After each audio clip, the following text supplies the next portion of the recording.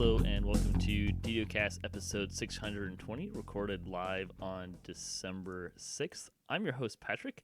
With me this week, we have returning to the show, Arkat. Hang on. Say that again with you unmuted. I'm muted? You were on my end. Oh, okay. Hey, good morning, everybody. How's it going? Yeah, there we go. Things are happening a little faster than normal this week. So, welcome. Glad to be back. We took Thanksgiving weekend off here in the U.S., so we didn't get a show out last week. So we got a little extra news to go through this week. Should be a lot of fun. The screenshot for this week, Eros hopes he is worthy in this week's DDO screenshot of the week. A nice picture from the Feywild, and that's of the singing sword, rare, that's out there, which I think we found that a few times on DDOCast, if I don't remember at least correctly. twice. Yeah. So it's a typically fun and different rare. Yeah, you would think it looks more like the Sword in the Stone, from that trope from King Arthur, but it's a little bit different, I should say. It definitely evokes that, right? But yeah, it's a little different. We like to talk about Dungeons & Dragons online nearly every weekend. You can catch us through Twitch, YouTube, the DDO forums, iTunes, or from our website at DDOCast.com. DDOCast is hosted by Cyber Ears, the awesome podcast hosting network, and shows are usually available within a few days of recording. The next show will probably be next weekend, and you can stay updated by following us on our social media pages or our website, DDOCast.com, with our calendar. On the podcast this week, we will be looking at some interesting game news, including the sale to EG7 of Daybreak. And what huge news. Yeah. Huge news. For a number of reasons we'll get into. We'll also have on the back half of the show part 2 of our Fables of the Feywild review. So we'll get to look at that. And we'll just start with game news and just kind of jump right into some of that. Yeah, so the biggest news was Daybreak is or has, I think is being purchased by Enid Global 7. Based on what I've been seeing, I don't think they've actually completed that sale as of yet. I don't know if you've seen anything differently than that. No, I got the impression that it was going. I guess it was going through as we spoke, and it wasn't finalized yet. Right. So SSG, as part of this, put out a statement, which they also put out one when they were acquired by Daybreak as well. It says, "Greetings, as our players have read, Enid Global 7, EG7, entered into an agreement to acquire 100% of the shares in Daybreak Game Company today. We are excited about EG7 and we welcome them into our family. We are also excited to be part of such a great collaboration. We just wanted to let our players know that this will have no impact on the development of Dungeons & Dragons Online, The Lord of the Rings Online, and Operation for us at Standing Stone Games. Our teams are working as hard as always to bring new and exciting things to our games in the months and years to come." This is from Severland, by the way. Yes. So, I mean, that's pretty as boilerplatey as you can really get about something like this, right? It's extremely boilerplate, and it's extremely incorrect too. Yeah. It's incorrect in that why on earth is SSG welcoming Enad Global 7 into their family? Enad Global 7 is buying them. Enad Global 7 should be welcoming SSG into their family. My God, does anybody proofread this stuff? For crying out loud, it doesn't make any damn logical sense. Sure. I would. That's not where I thought you were gonna go. This statement, if I recall, I didn't look it up, but recall correctly, it's basically the same statement that they made when Daybreak acquired Strimtom Games, right? Like it's really basic. It Sure. says a lot of what you'd expect it to say. It's all puppies and rainbows, kissy kissy, let's be nice to each other, blah blah blah, without saying much of anything. Yeah, Yeah. and I think most players would probably agree that Daybreak getting SSG probably did impact some things. I don't think it impacted things as much in terms of content, but things like the season's pass, right, was like, oh, Daybreak needs SSG to make some numbers, right? Right. So there's kind of I I think it's fair to say that there were probably some decisions being made. Now, having said Sure. that, I don't know that maybe that may be true, but it also may just be that Strimtom Games needed to make numbers and felt like they needed to do something to make those numbers too. Well, they needed I to don't make know. themselves look more attractive for Yeah. sale, to be bought. Yeah. I, but I don't think that. I think, was there an impact? Yes. Do I think that there was a big impact? No. I'm not super confident in that, but that's my perception.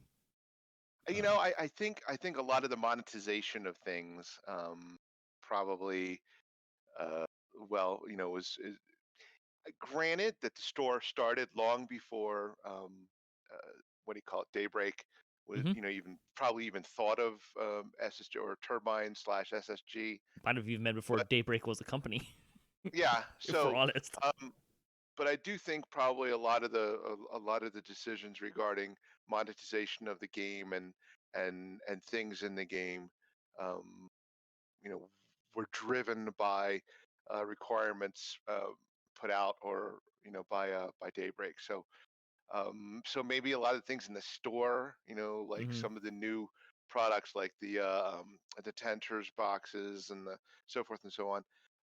That was probably driven by pressure from Daybreak.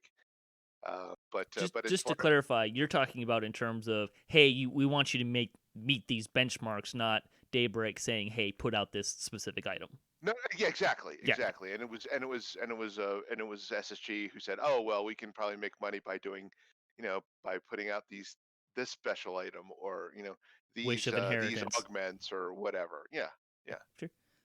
So the part, I think you're probably right. The part where I kind of really start to question, has this impacted DDO and Lotro, and will EG7 impact DDO and Lotro, is even if those weren't, if Daybreak and EG7 weren't there, SSG would still have the same thing, right? Except it would be someone else determining who those numbers are coming from and what those numbers need to be, and that would probably be, that might be SSG, or that might be a different party. I'm not exactly like sure. Warner Brothers or something like that. Yeah, Yeah, right. Like there's always going to be some sort of, we need to make benchmarks.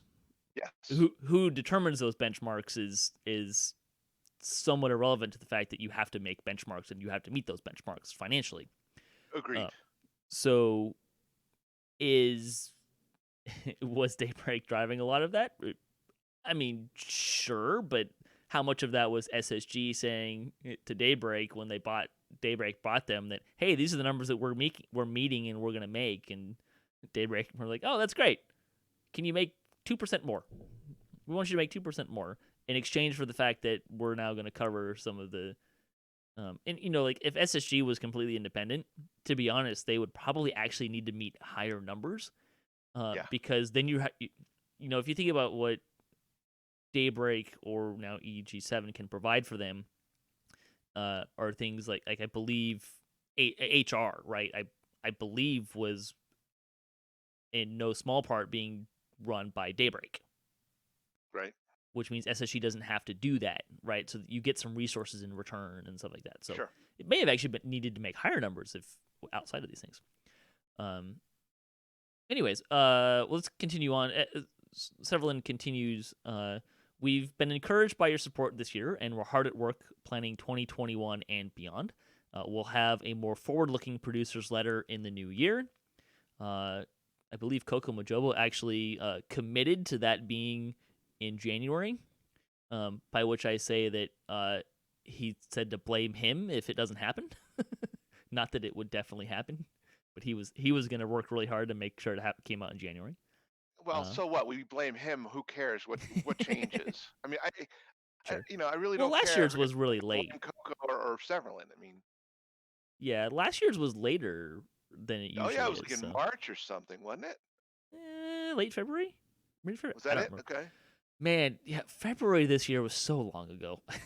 Yeah, no kidding. I This is a mean, really long ass year, I tell you.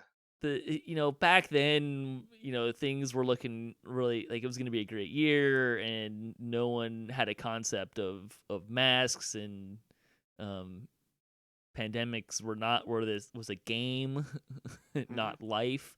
Mm-hmm. The Steelers were a so-so football team back in February. Um, 8-8. Yes, they were. uh, anyways, so we're looking at a producer's letter, and that is where we'll talk about, hey, little plug here, little tidbit here, our new classic pack, a new event, and a whole lot more. I like how Sev kind of snuck that in there, right? Like, we'll talk a little bit more about a new event in later news. But Yep. we are getting a new event in the winter timeframe, and we are getting a new classic pack. Um, Boy, I'd like to know what that is. I suspect it's what's that one? The one on the island where the dinosaurs Isle of are. Dread, I think. Isle of Dread. I suspect it's something like that. I Man, mean, they didn't put these dinosaurs in the game, in Sharn for no reason. we're, I we're mean, gonna we're gonna they're going talk to use about that. we're gonna talk about some interesting. We got some financial information out of the EG7 stuff, which we'll talk about here in a second. But I mean, come on, if you give us dinosaur mounts, like, just take people's money, right? Like, Exactly. I mean, it would be like that's like it's like owning a bank. I mean, you can just uh-huh. mint money. Yeah. I don't know. I don't know why they wouldn't do it. Part of me thinks that the reason why we didn't get why it hasn't come yet is because they know that and they're waiting until they can do that. Waiting to impress their new masters, their new overlords, their new No, I mean, I gaming don't think that they overlords. knew that EG7 was gonna buy Daybreak any earlier Oh, I than. don't know. Oh, come er, on. I bet you they've been probably talking about this for over a year. Maybe. Sorry, I mean in terms of like planning that, right? Because we've been talking about Isle of Dread for a couple years. Yeah, for sure. So, and you think about Feywild, you get these really cool mounts, unicorns. Like as soon as we had mounts, right? People want unicorns. People wanted unicorns in the game Yes, they did. They've before we had always wanted mounts. unicorns as mounts. Yeah. Absolutely. Um, and you think about, okay, what's it take to make a unicorn? You put some hair on a horse and a horn on it, and you've got a unicorn, right? Like, you, Can't be that hard. it's it's not a far stretch. Like, you introduce horses and mounts, right? And then the Hmm. next logical step is unicorns. Really easy Hmm. step to make. A dinosaur mount is a different animation, right? Like, you have to Sure. rebuild some animation, so it's a bigger Yeah. thing. Um, Yeah, so but they built the animation for those little Velociraptor things mhm. in Sharn though. So all they need to do is make those bigger. And at least that's how I'm thinking about it. Maybe if an artist or an animator were on with us, they would, maybe laugh at me. Probably. But yeah, no, it just seems to me that they've got the model now. Let's just, Yeah. rescale it. Yeah, my understanding with the animation is how that would work is you would have to kind of make a baseline mount animation, and then you would need Mhm. to make an animation for each of the races Right. and genders with that mount. Sure. That makes sense. And it's certainly not an insurmountable Yeah. problem. My guess the hardest work was just the initial dinosaur animation to begin with. But Interesting. Yeah. I don't know. Well, What do I know? but that would be my guess as to why Isle of Dread was delayed. If I were it was me running the company, like, we're not releasing Isle of Dread until we can give them dinosaur mounts. Yeah, So, yeah, for sure. No, I agree. anyways, moving on. We'll dive a little bit more into the EG7 I'd purchase. rather have a nightmare first, though. I'd rather have a nightmare mount than than Yeah. well, dinosaur mount would be cool, but W- I definitely would like to have a nightmare mount. So you know the horse, the shiny horse that's got the blue fire for hair, Yes, yes, in Witch Hunt in the Feywild. I yes. mean, color that black, make the flames red, Hmm. take my money. Yeah, exactly. Or, I mean, really, like, This is not rocket science. I yeah, mean, seriously, you need, this is a way to make money. I don't understand why they're not they're well, not because making they money. want to sell the unicorns right now, and then that'll come Well, later. That'll be next, and then yeah, you I can't sell it guess. all at the same I guess time, there's I guess right? there's some sort of a marketing thing that they but a theory that they've got to follow in order to maybe make the most money out of it. But I mean, yeah, nightmares, please. yeah, that'll be for when we go to like. I mean, Nimvind's not here, so I don't know whatever demon plane is in Forgotten Yeah, Realms right. uh, Well, or there's Eberron, tons of whatever. yeah. Ebron's a little tougher, Yeah, whichever one of the demon planes you want to go to, like that's when you right? get down, right? But I'm to be honest, I'm a little shocked that they didn't put that in like as a saga reward for the just the white horse with the blue flamey Oh yeah, hair. yeah, exactly. I mean, In hardcore, yeah. that would drive people not even for hardcore, just for like in the saga, because that you start running around with that horse, be like, ooh, where do I get that horse? You have to own Oh Feywild. yeah. Great. Let's do Where do I this. buy Yeah. Feywild? Right. Yeah, exactly. No, no, no. That's brilliant. That's a good idea. But a nightmare in Feywild doesn't make a whole lot of No, sense. it doesn't. Sadly, I'm with you though. Like black and fire red hair. Yeah, and That's occasionally, my horse. put out some flames coming up through the nostrils on occasion. That'd be great. I mean, that's one of those horses that once you That would build, be it's just great. coloring, right? Yeah, Like here's change the base color and change the flame color and make money and print money. good to Right? go. Yeah. Yep. Let's jump into the EG7 information. So EG7 put together an investor presentation, and this is available online as a PDF, Hmm. and we'll link to that. And it was also in the um, on the forums, if I'm not mistaken. Like people dove into this and were like, "Hey, Oh yeah, look at this!" yeah. um, There's a thread on the forums called what is it called? Um, yeah, Daybreak Game sold with an exclamation point on it. And mhm. there's probably like 100 and well over 100 posts in it, I think, I'm a little or disappointed it's not more than that. close to 100. Like, Was little, that? I'm a little disappointed it's not more posts than that yet. Yeah, Come on, guys. well, You've had 3 days, 2 days, 3 days. it is there is so this presentation's got a lot of finance stuff in there, Yep. and and there's not a lot of people understand the real high end or back end finance concepts. So yeah, I mean there's a few people that Sure. really got into it, and I understand some of it, not a lot, but yeah, but I imagine probably for the majority of the DEO population, or at least the foreign population anyway, a lot of this stuff is like a different language.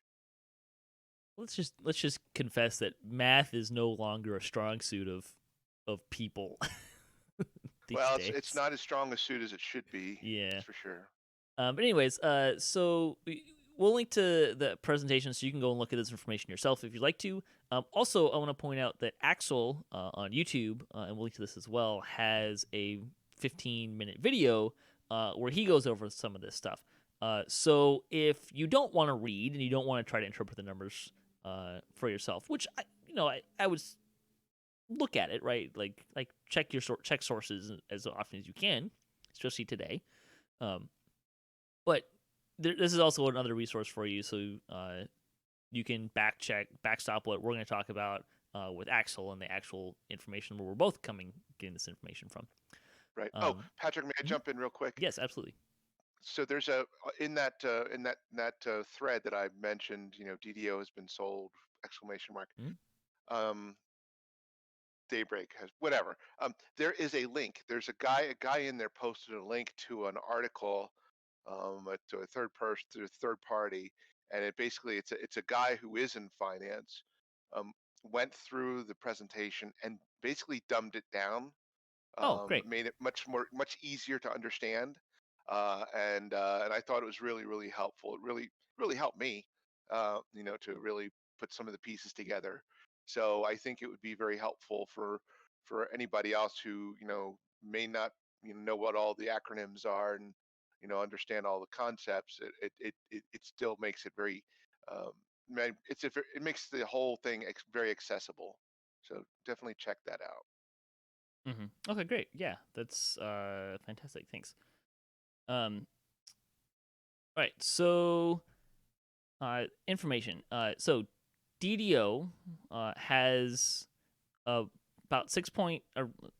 These are for the first 3 quarters of this year numbers, I believe. DDO has The end of September. end of September. DDO has 6.9 million year-to-date bookings, um, which I'm a little fuzzy on what that means, but it's a dollar amount. Lotro has 9.9 million year-to-date bookings. So if you're kind of looking for um, uh, a benchmark of what does that mean, that's kind of what they're looking at there. The DDO has 46,000 monthly active users. And then 22,000 quote members, which I'm assuming is people who are subscribed. Right. Yeah, subscribers. Lotro has 108,000 monthly active users, so a lot more, and 41,000 members. So it's a little bit more people, smaller percentage are members. Right. DDO makes about $65 per player every month. So that's they're just kind of averaging out how many players they have and the revenue. So Lotro is $51 or almost $52 per player monthly. So people are, and DDO was actually, of the numbers that they showed from Daybreak, was the highest number. So no one was actually had more than DDO in that regard. DDO and Lotro are sort of smaller parts of Daybreak's revenue, but they were still 10% and 14% respectively. And then they had a chart, a bar graph that shows what percentage of revenue is from players of different years. 75.8% of DDO's revenue was from players of 3+ years. For Lotro, that number was 80.2%. I am going to hazard a guess and say that part of the reason that's true for DDO and Lotro probably has to do with the free-to-play initiatives, right? Although that's been over for Yeah, it would not have 2009. it would not have been over. It had only just been over when this information was correlated, right? Because that was through September. So that probably drove those numbers down a little bit. I would assume, because you get more players. Like, hey, this game's completely free. Let's go play it. Right. The Lotro thing if I was in SSG, that Lotro number would concern me a little bit, because that tells me that they're getting fewer new players and new players to stick around, whereas DDO's players have stuck around for a lot longer, and um, and so Lotro is more dependent on the players that have been around for a long time. So what happens when those long-term players start to leave? Then then a lot of their revenue basically just goes away. Whereas DDOs, that's not that's important still, but it's not as important to DDO as it is to Lotro. Yeah, that's boy, you could get some interesting kind of how does that play in, right? Like that's a lot of different yeah, I don't know. That's interesting. I'm not sure where you would want those numbers and where they want those numbers, right? Yeah, I don't know either. I don't know it, but if you but looking at those numbers and just sitting there trying to interpret them and trying to figure out why they are what they are. I mean, you can come up with some very, very interesting interpretations of of the health or non-health of the game, of the of Daybreak's games or SSG's games. I mean, if you've got 56,000 monthly active users and you're getting $65 per player, yeah, that's it seems like a decent chunk of change to me. But Sure, that's but a what no, is that's a that relative to how much they're spending and yeah. We don't know. mm, No idea. We don't know what their expenses are. We don't know what their overhead is. right. I mean, and I would imagine though we could probably since EG7 is a publicly traded company and they can publish, all their, all their financial reports. Mm-hmm. Their, I used to know what the names of these various reports were, but I don't remember. But I mean, they would have to have things like, how much they paid out in salaries and, you know, other overhead, like, what are they paying to rent their offices? All that stuff, needs to be is usually disclosed in like quarterly financial reports. Would they need So to do that for like two levels down? Because I mean, EG7 is going to own the company that's Daybreak, which owns the company of it SSG, it and I would imagine, Patrick, since their companies are still separate, well, okay, even though they're owned by the same people, they're still separate entities. So you still have to file financial reports for all your different entities. It isn't enough to just for an ENAD, G7 to EG7 to file one big giant report, because the investors, the stockholders, will want to know, because they'll if they have if they get to vote at the board meetings, the right, investors board meetings, they're going to want to know, okay, what is it, what's dragging down our profits? Oh, it's SSG, we need to get rid of that company. They're going to know, what they're being paid and all that sort of stuff. you, all that stuff is going to get broken down, and I'm pretty sure it's all going to be available to be seen. Now, I don't know whether you're going to see what Severlin's um, you know salary is, or what Linabel's salary is, but I'm pretty sure you'll be able to see what the salaries of what Standing Stone Games is. how much they're spending and whatnot. Yes. Sure. Yeah. Well, it's interesting information. I think. So if you have interest in, what is it? What does the numbers look like? Uh, we got a little more insight into that. So. Got a lot of insight into it. We also learned that Daybreak actually did buy um, Standing Stone Games. We didn't even know that, for Mm-hmm. sure, until this came out. Mm-hmm.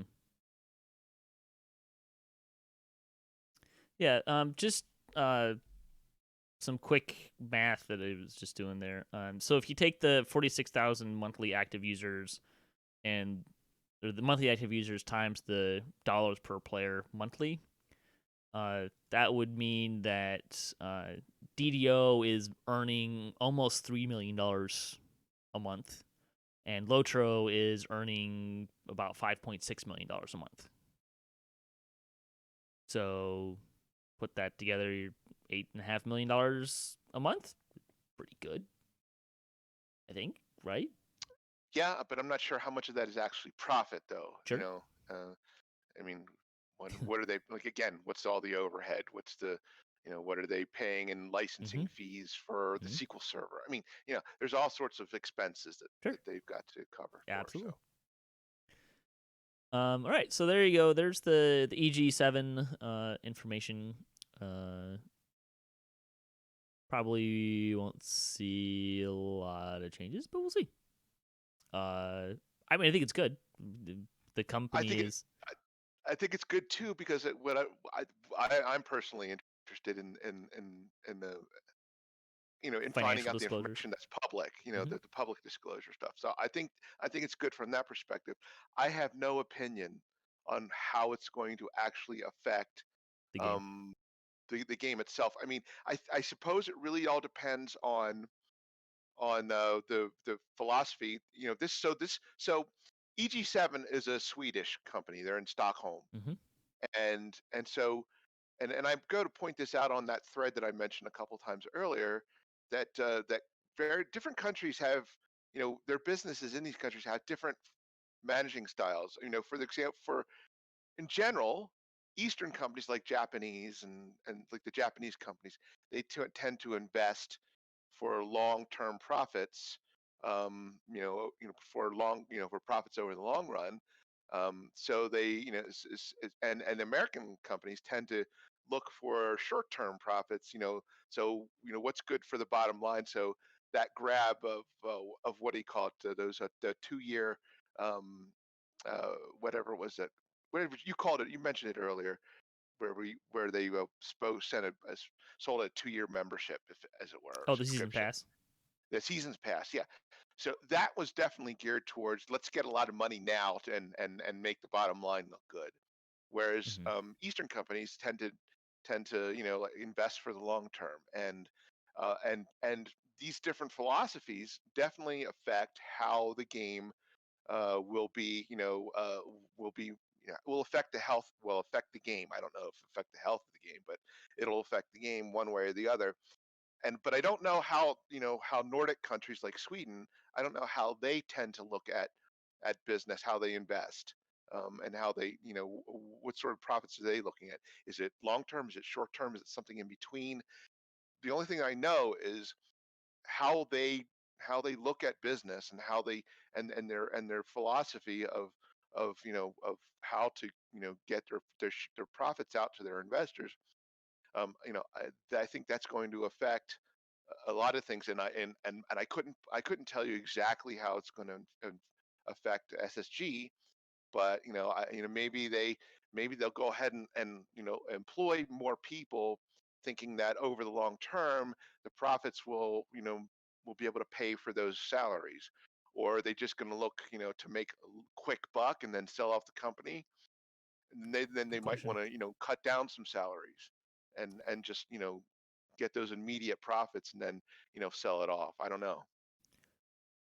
My big takeaway is that SSG was purchased by a company, which indicates to me that that company thinks that SSG is profitable and will be generating revenue for them, and someone else bought that company thinking the same thing. So makes me more confident in terms of how long the game's gonna Well, it last. tells me So that yes, they're interested, that the health of the game is good. yep, So it's at least attractive. Or rather, it's not unattractive right. to purchase. So Yeah. I mean, that gives me some confidence that the game will go on at least for a little while anyway.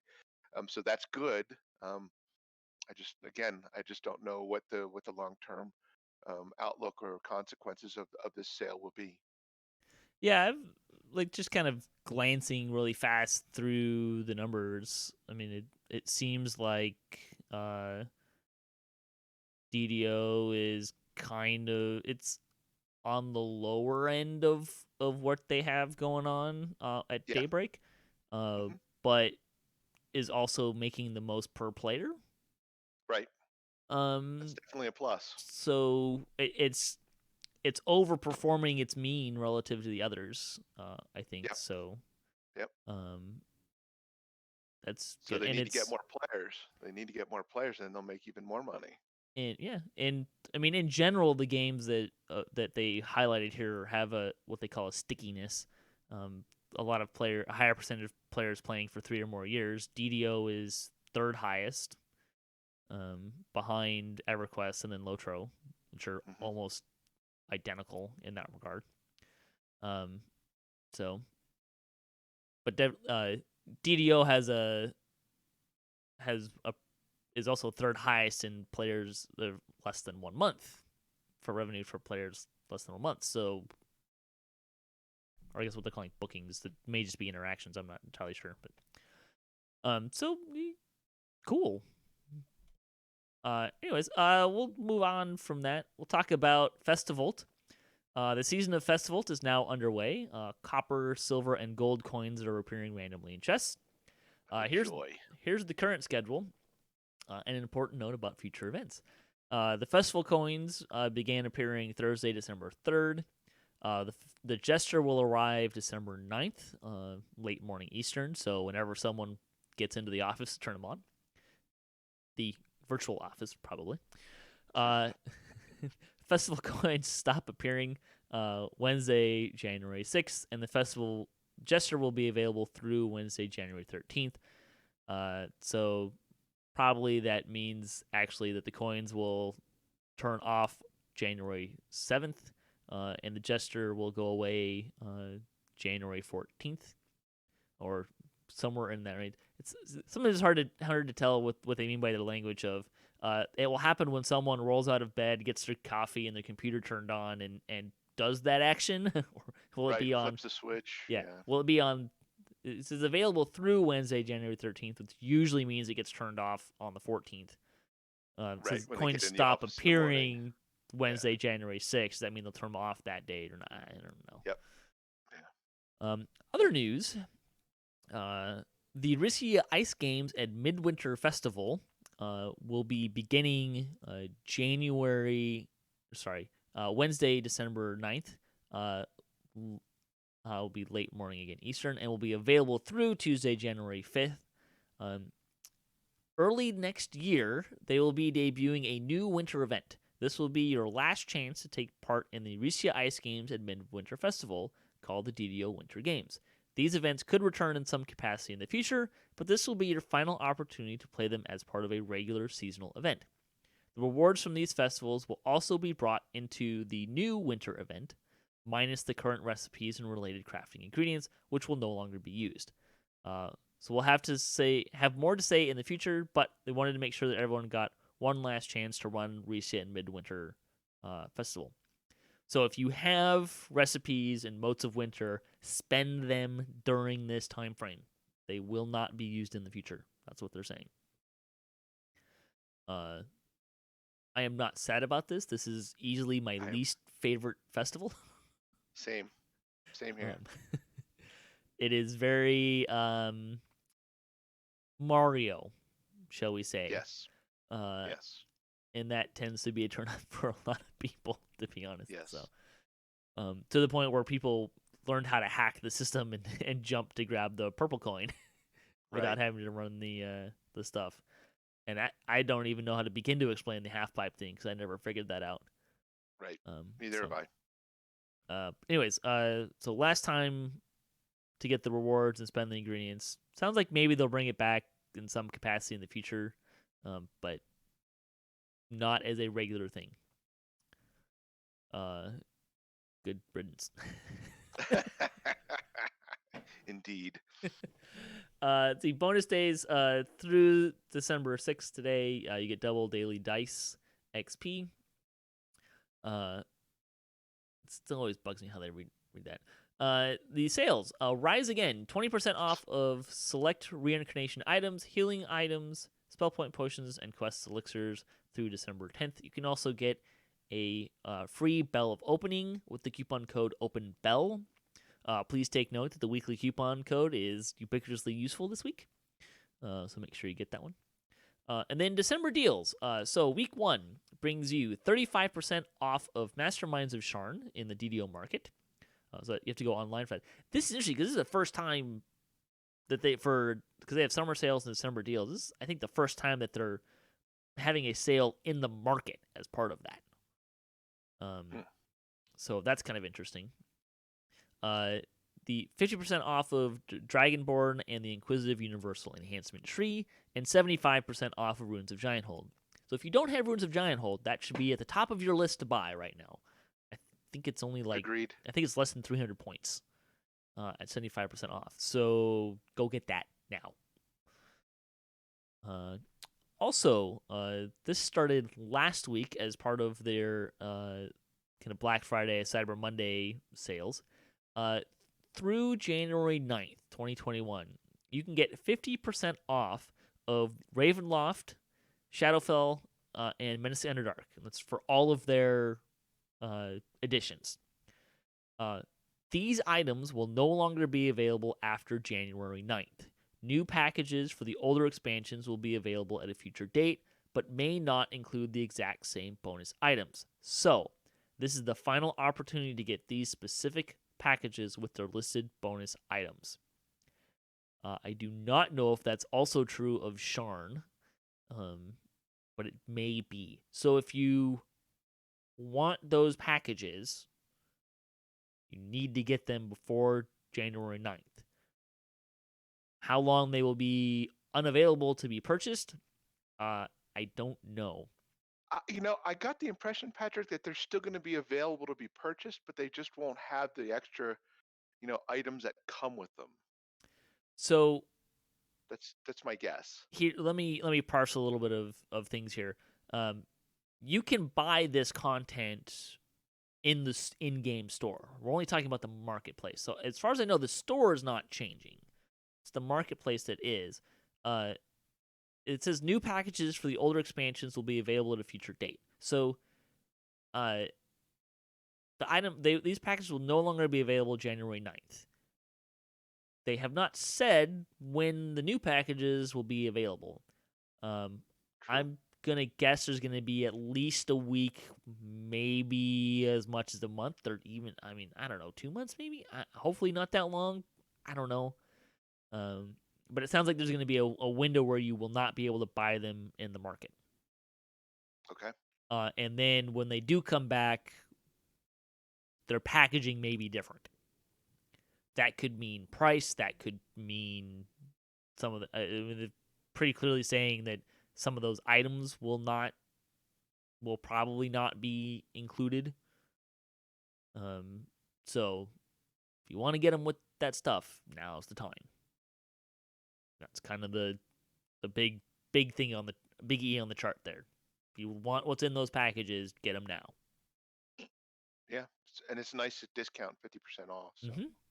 Long time too. Like this is a month and a half that it's gonna be 50% off. It's a month, like a month and a month and a half. Yeah.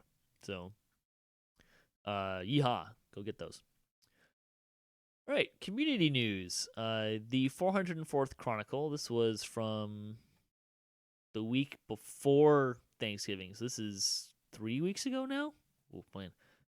There was not one during Thanksgiving week, and because of when we recorded the show for the week before, we actually didn't have the Chronicle there. So this goes back a little bit,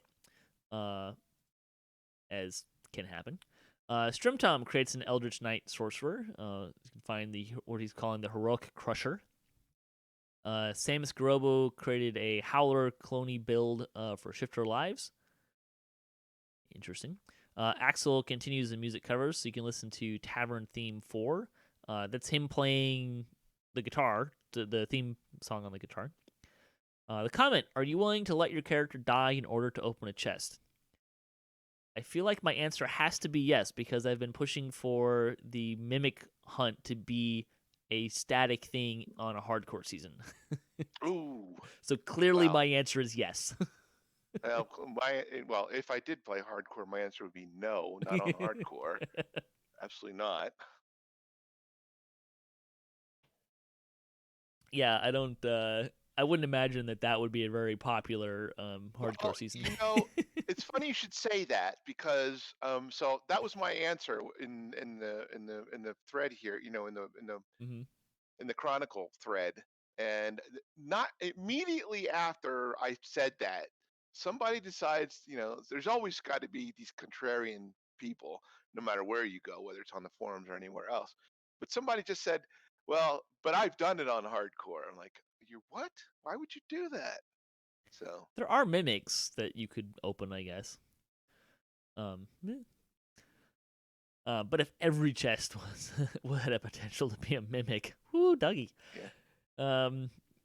Let's see. Fansite news. DDO Stream is your first stop to find DDO on Twitch. So that week, Sig Trent fought Cats, Cordovan D&D players mined a store, and DDOPL gets an epic cleric.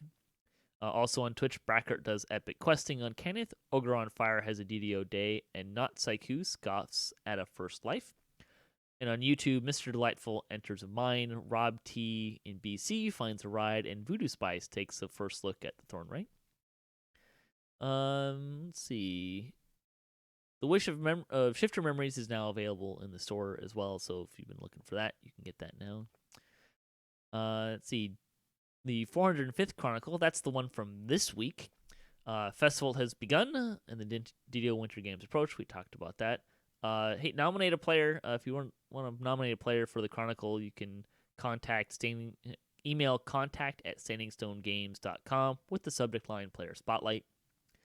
The comment: what is the best cookie or biscuit for the UK? Well, I wanted to try to draw the ire of Steel Star, so I said oatmeal raisin, duh. But I don't think he's taking the bait. I mean, if we're just talking about like in the real world, like Samoa Girl Scout cookies. No, God, I can't stand those.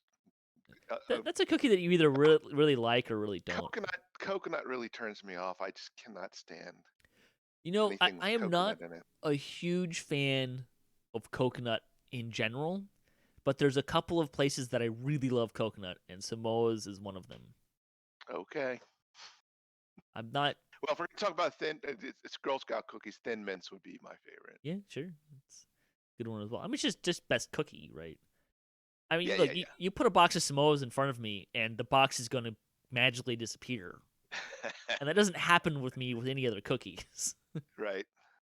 So, let's see. Fansite news: DDO stream is your first stop. DDO on Twitch this week. Sigtrent figures out where the ingredients come from. Brighter Days Ahead gets full of turkey, and Doug ponders a crafted mechanical solution. Also on Twitch, Strimtom raids, Newbie preps a build, and Metamorphic has shenanigans. And on YouTube, Ice Damon runs Party Crashers, Samius Gurobo makes a quarterstaff alchemist, and Ghost LP continues a long form series. And Mickey chronicled her rating with week 200. Congratulations, reaching 200. Yeah, really. That's quite a milestone. Yeah.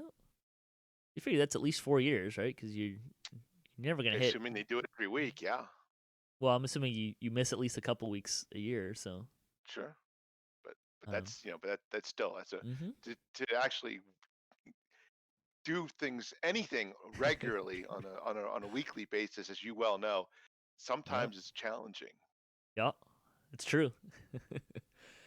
Let's see, D&D night on DDO stream. Make sure to check that out Sundays at 7 p.m. Eastern time for our weekly D&D tabletop, virtual tabletop. It's always a lot of fun. And DDOCast Wednesdays at 5:30 p.m. Pacific time. This week will probably be our last episode for a while because I think we'll finish Feywild. We only have 2 quests left, and we'll probably kind of put a pin in that. Officially wrap quote season 6. Speaking of doing things for a long time, it's like 7 because season 1 I think it was like a year and a half, 2 years. Wow. Before we stopped doing it as permadeath, and I at that point I was like, okay, season 2, and then usually we take some time off in the spring because I'm doing umpiring and stuff. Right. So we'll probably end season 6 after this week. Take a couple weeks off because there's holidays coming. Hope everyone gets to have at least something resembling a holiday season. Yeah, it would be nice.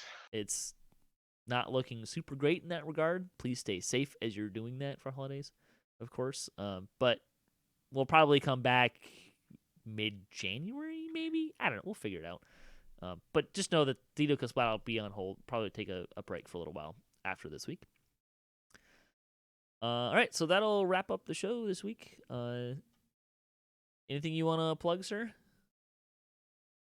No, I don't think so. I don't have any podcasts or anything like that, so I'm good. Go Steelers. Well, yeah, I think they're on tomorrow night, so yes, go Steelers. They're playing the Washington football team of all teams. Hey, do me a favor, beat them up a little bit because I think we play them the week after you do. Okay, sure. I mean, don't hurt people. Not actual injuries. Like I don't want actual injuries. Just No, we don't want to officially, on purpose hurt people. No, we don't. I just mean like soften them up for us a little bit. Yeah, exactly. In the sportsmanly fun kind of way. In a very sportsmanlike way. Yeah. Yes. Yeah, that. Well, thanks for listening to the show. Thanks to everyone for tuning in to us today and for on the podcast and stuff. And thanks to Arkat for joining me today, and to all the contributors for DDOCast that make this show happen, and to Strimtom Games, Wizards of the Coast, and to Cyberears for hosting the podcast. If you would like to support the show, you can visit our website, DDOCast.com, or you can support us on Patreon. If you have a DDO-themed webpage or you Twitch DDO and you'd like to be featured on our website, you can email us at ddocast@gmail.com. You can hit us up at ddocast.com for show notes, MP3s, our calendar, previous shows, and other fun stuff.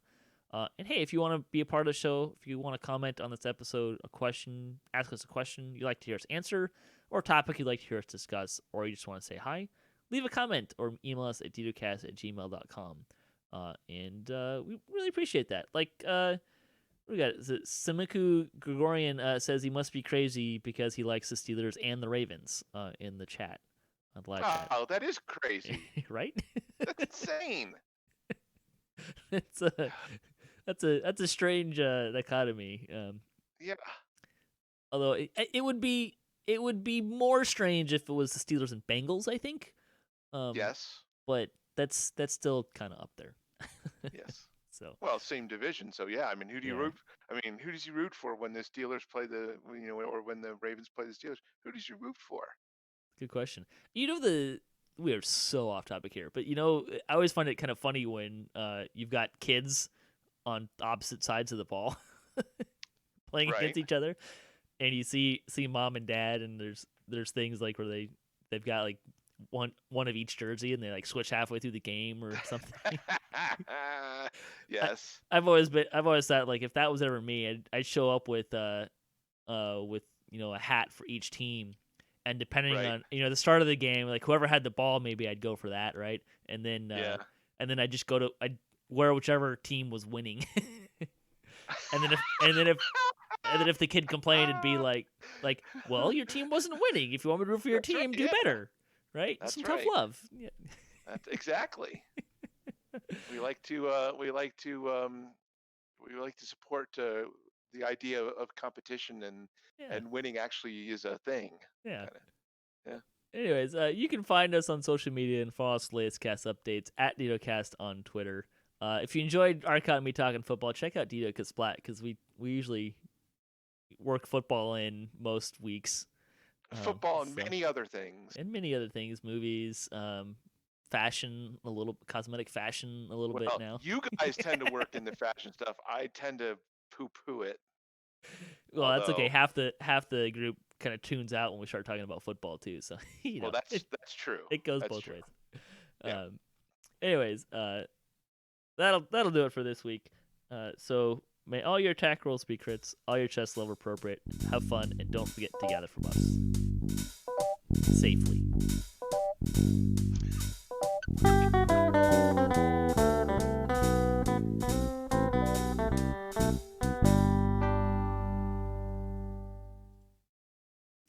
All right, welcome back to part 2 of our Fables of the Feywild review.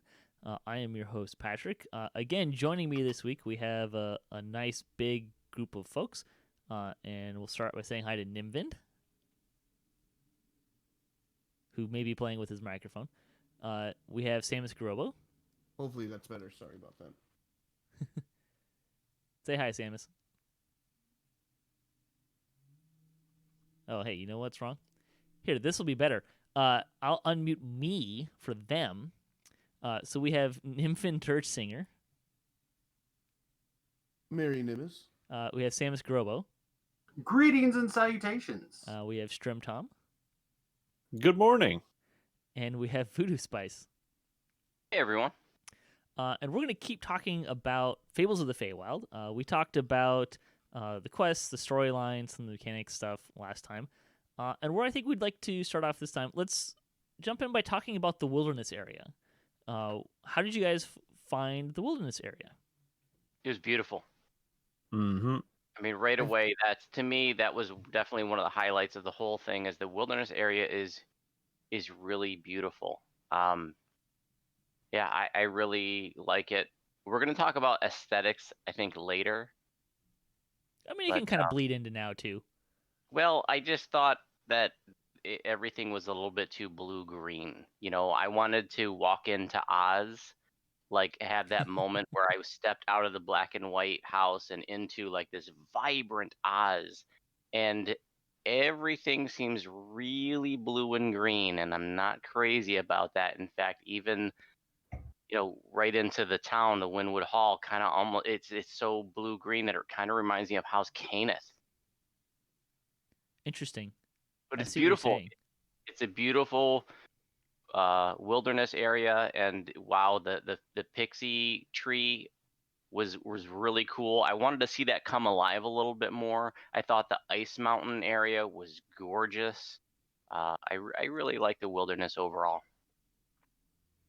Yeah, I like that we got like a bunch of wilderness areas kind of rolled into one. You had the weird swamp, Oh, sure.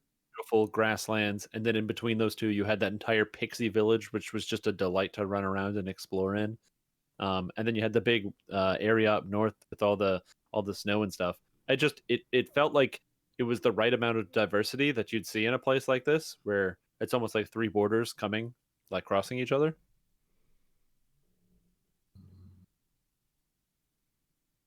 Yeah, I I, find myself trying to figure out, like, it's got like this winter zone, and then like the swampy zone kind of felt like the autumn zone, and then the other part I was trying to figure out, is there like a spring and a summer, or am I like reading too much into this?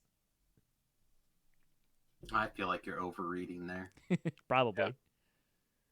I thought what really stands out to me is like there's different really memorable bits to it. For example, like we finally got the chessboard like Oh, yeah. thing.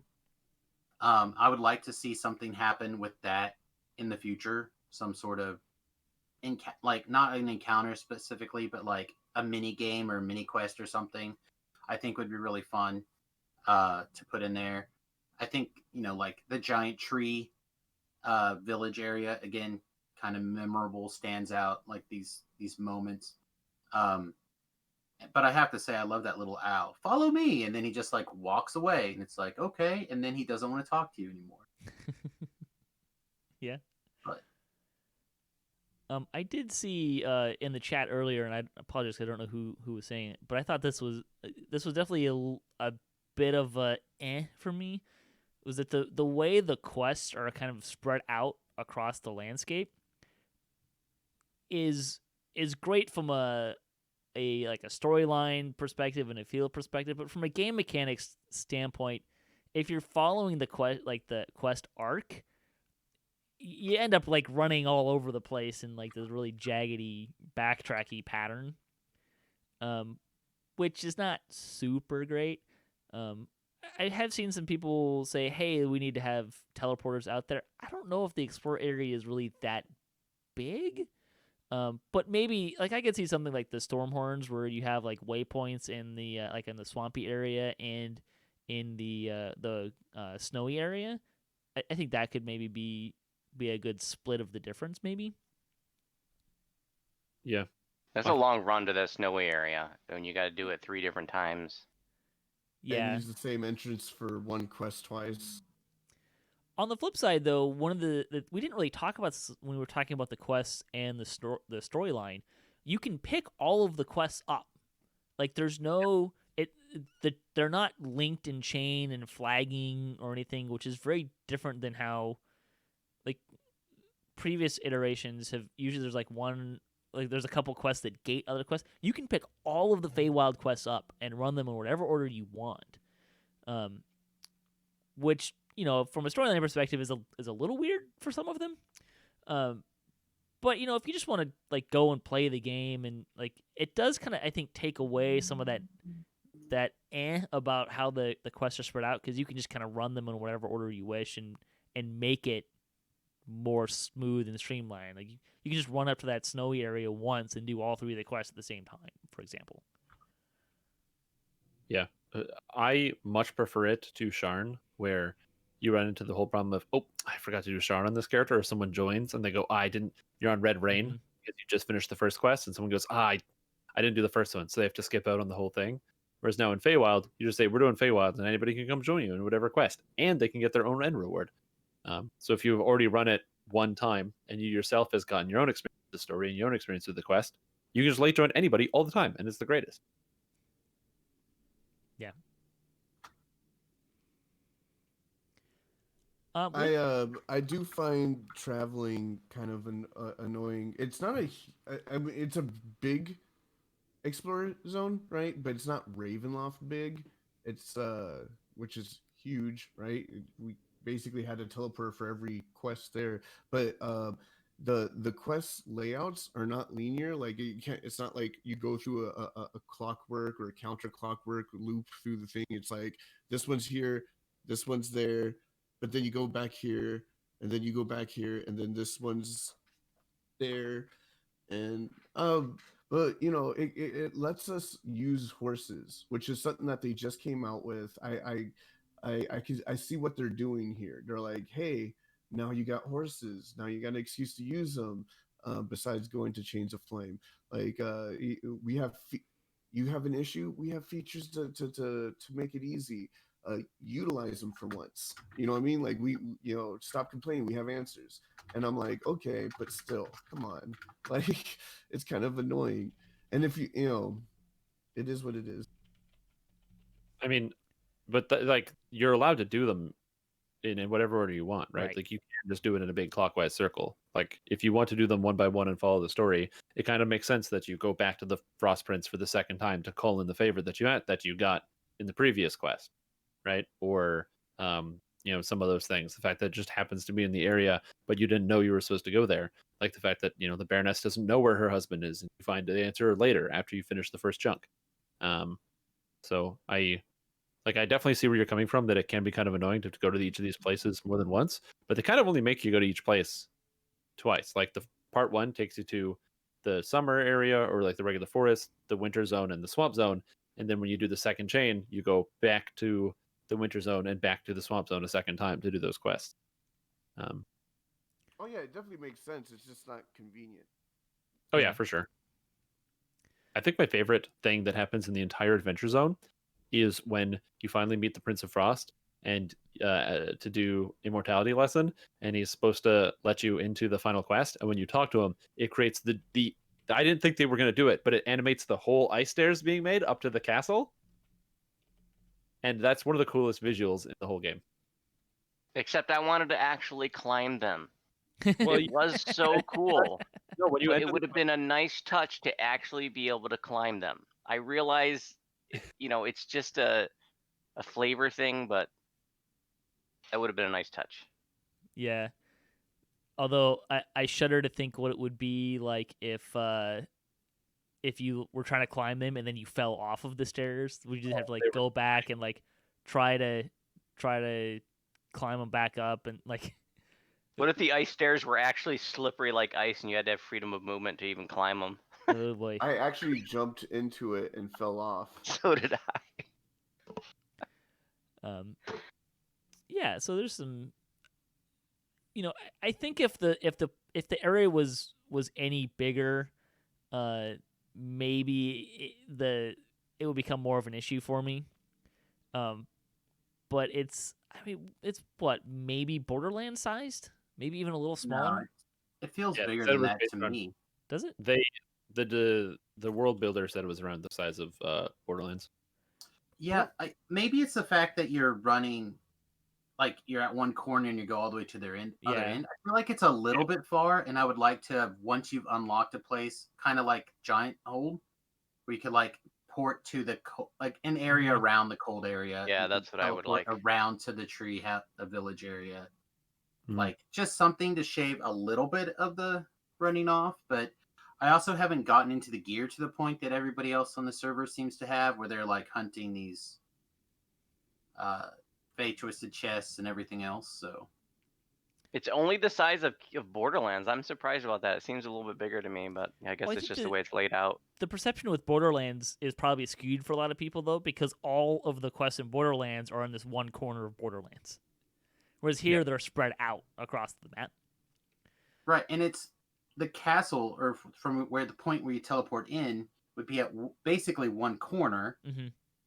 and it's laid out like a. God, we're gonna go back to baseball diamond. It's laid out like a baseball diamond, and you're at home plate. I thought you didn't know baseball. I didn't know any sports. I look. I can do the Vaughn rate. Okay, I know diamond shape. It's like we Vaughn. learned We learned how to do Vaughn because of Chinese baseball. All right, in the story, the bases are real. As a little At league the umpire, Salona, the Vaughn baseball thing really hits home because like, all right, run to first, Johnny, and they go the wrong direction. Again, Salona is a different space. I'm pretty sure they label the ice elementals as one half of the time. Yeah, that's backwards. We're very unique. But that's how the servers go, right? Warhawk in the chat is saying it would have been cool if some of the quests dropped mounts. I think like something like Borderlands would have been kind of neat, and I am actually a little surprised that they didn't do something like that. But I think they're also trying to drive you towards buying the unicorns in the packs as opposed to being able to unlock them. My money is that the Wild Hunt steed from the Witch Hunt quest is going to show up as a drop in the raid. It would certainly make that raid popular. Yeah, I hope it's not as rough of a drop rate as the sentient gem out of Strahd. I hope Strimtom is right. I didn't even think about that. That would I be. hope they drop a mount bag. All they have to do is change the color of the flames and work on the eyes, and we got a nightmare. Because that's been one of my gripes is that they need to have items that have universal appeal in raids, and having a mount, like everybody's gonna want a mount. I think that's wonderful. Yeah. And I bet you Strahd would get run more if they made that sentient jewel available for raid runes, even if it was a lot of raid runes. Right, like, but the drop rate for it is so low, people don't look for it because of how rare it is. So I've never seen it drop. I like this comment in chat. quite a If you few really want times. to irritate people, make that horse the end reward for the next hardcore season. I'm in. I'm in. Let's Been there, go. done that ×2. Like I have 2 hardcore horses that I'm not even using anymore. I rotate them every TR. I like go through a new horse, so I'm in. Yeah, they're gonna need to give us a bag for that, right? Like I actually, because of the 2 bard hirelings with this pack, I finally bought a hireling folder for a character. I just need. I got tired of pulling them all out of my TR cache since he's reincarnating a bunch. So I've had hireling folders. I bought the Keep on the Borderlands thing. I now have gotten the gold roll horses and the cosmetics before. I literally have more horses and room in the bag. I have, I think, 2 horses over what can go in the bag. Mm-hmm. Yep. And I'm just like, I'm really glad that they gave us the legacy augment unslaughter, because I'm really stubborn and refuse to throw anything away I ever spent DDO points on. So my backpack was completely full. So now with that, I can unslot some things and clear a little bit of space. So I think now I have like 2 spaces empty. So I really need them to make either a bigger bag, or instead of having the horses be a physical item, switch them over to like the cosmetic tab, like the cosmetic pets. We got to do something.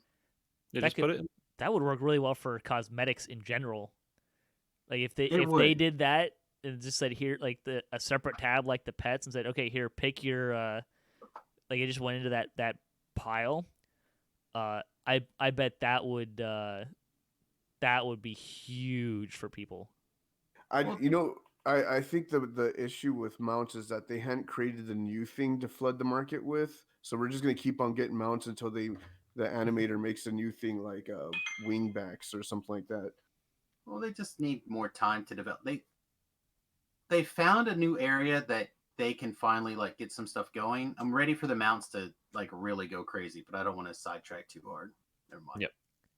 Well, then let me bring it back, because we were talking about Borderlands a moment ago, and I want to say one thing about the Wilderness is it did feel a little bit kind of like Borderlands on steroids to me, which isn't necessarily a bad thing, but I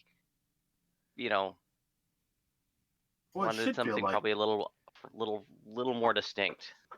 Well, but it kind of should feel like that, right? Like if you're going through at heroic levels, and Borderlands is level 1 explore area region, this would be theoretically level 5 to 5. Let's just be honest. Level 5 Explorer Area region. So like it kind of makes sense that it would continue that progression and that feeling. So then like the next one is what, Cerulean Hills? Cerulean Hills feels just like Keep on the Borderlands, except even more dumbed down. You know, Yeah. and then you have Syrian Heights, same thing. Like that's just how Explorer Zones feel. Yeah, the lower level explorer zones are really pretty and colorful, and the higher level explorer zones are like Thunderhome, dark and scary, and the Orchard, dark and scary, and the Cogs, depressing and dark. King's Forest is bright and colorful. Or But not I'm not King- doing sorry, that was wrong. Stormhorns is what I was thinking of. true Why I said Stormhorns. King's But Forest. Like the In- only in terms Explorer of zone that- distinctiveness for expansions, though, Cogs is a really distinct, it is. unique area. And Barovia is very distinct. Well, maybe not. You could argue it's similar to Orchard, but I feel like it's a very distinct feeling. And I wanted that same kind of distinction out of Feywild, and like I said, I feel it's a little bit too much like Borderlands. Interesting. How I want so? to jump on that because one, I think it'll transition us really well into aesthetic and music. Because when you say about Barovia, I think the thing that really pulls that area, that Slayer area, into a different place for me is the music that's and the sounds that are going on behind it. Like it's a very, like, I agree with you. It looks and feels and plays kind of similar to the Orchard. But if you have the music on, I think that really, that for me really pulls me into Ravenloft as it being this kind of horror themed area. And Feywild, I think it kind of does the same thing for me. That the music for Feywild, in the Explorer area in particularly, really kind of pulls me into that idea of here's a fairy tale like world and vibe that we're going for. Yeah.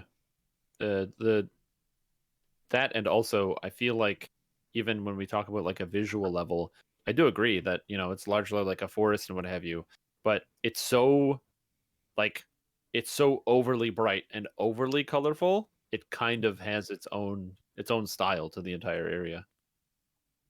Voodoo only listens to like Wannabe and To Become One while he plays DDO. He doesn't have any other mode, so I don't think he actually knows what the music is outside the game. The funny thing is, Sharn's music was so overpowering that I muted the music in the game for a long time. But Feywild actually got me to turn it back on. There is a bit of a balance thing that I find annoying with the fighting music. Kind of comes in a lot hotter than the baseline music, but otherwise, I felt like I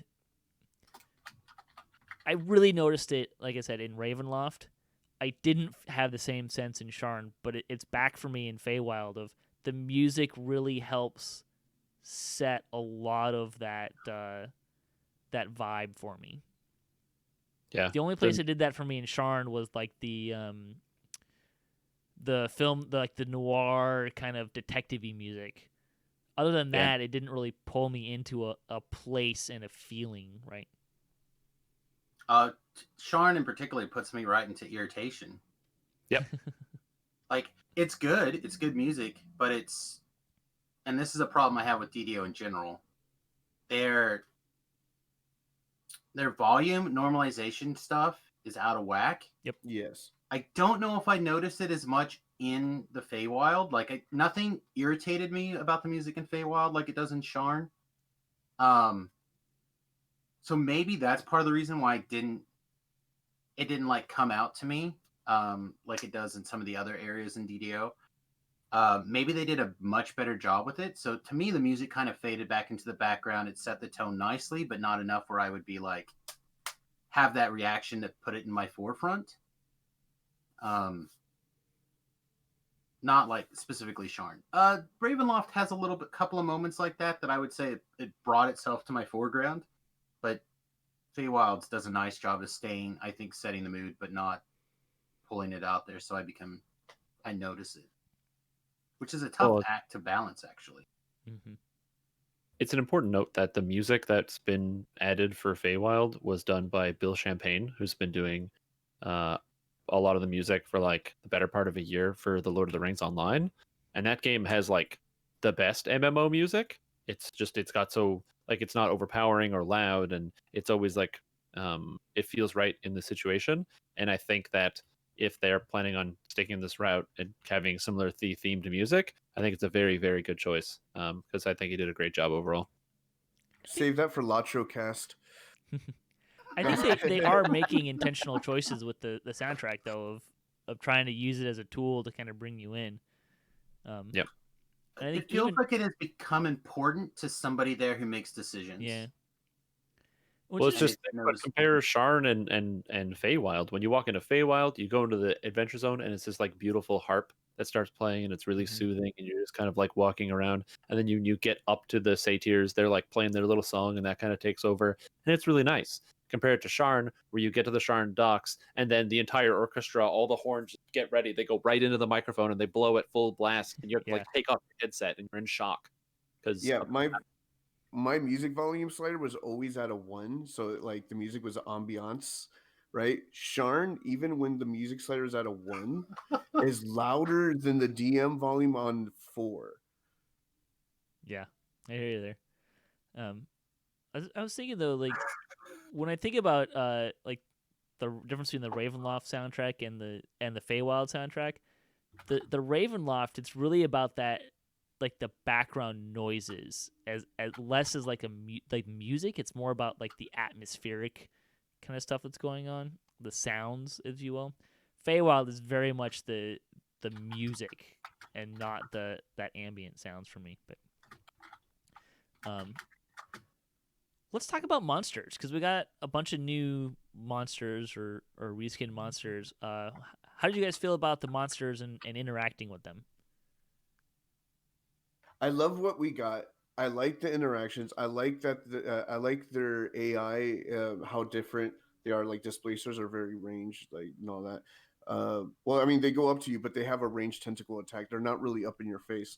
I like the new combat mechanics that they added with their statuses, like the red caps bleeding. I just feel like um, they kind of like stuffed too much crayfish and ravens in Feywild just because it's like the newest thing. Like Feywild is like the Feywild. Like there could be bears there, but they weren't. There's only polar bears. There's owlbears, but that almost makes kind of sense. But never mind. Don't want to go back to the lore conversation. Um, there's just so much Fey that we missed, but I can. But there's so much Fey that we got. But then the rest they filled in with like the Raven kind of bugs me. I'm not 100% sure that it's supposed to be there because Shadowfell is ruled by the Raven Queen, which is the exact opposite of the Feywild.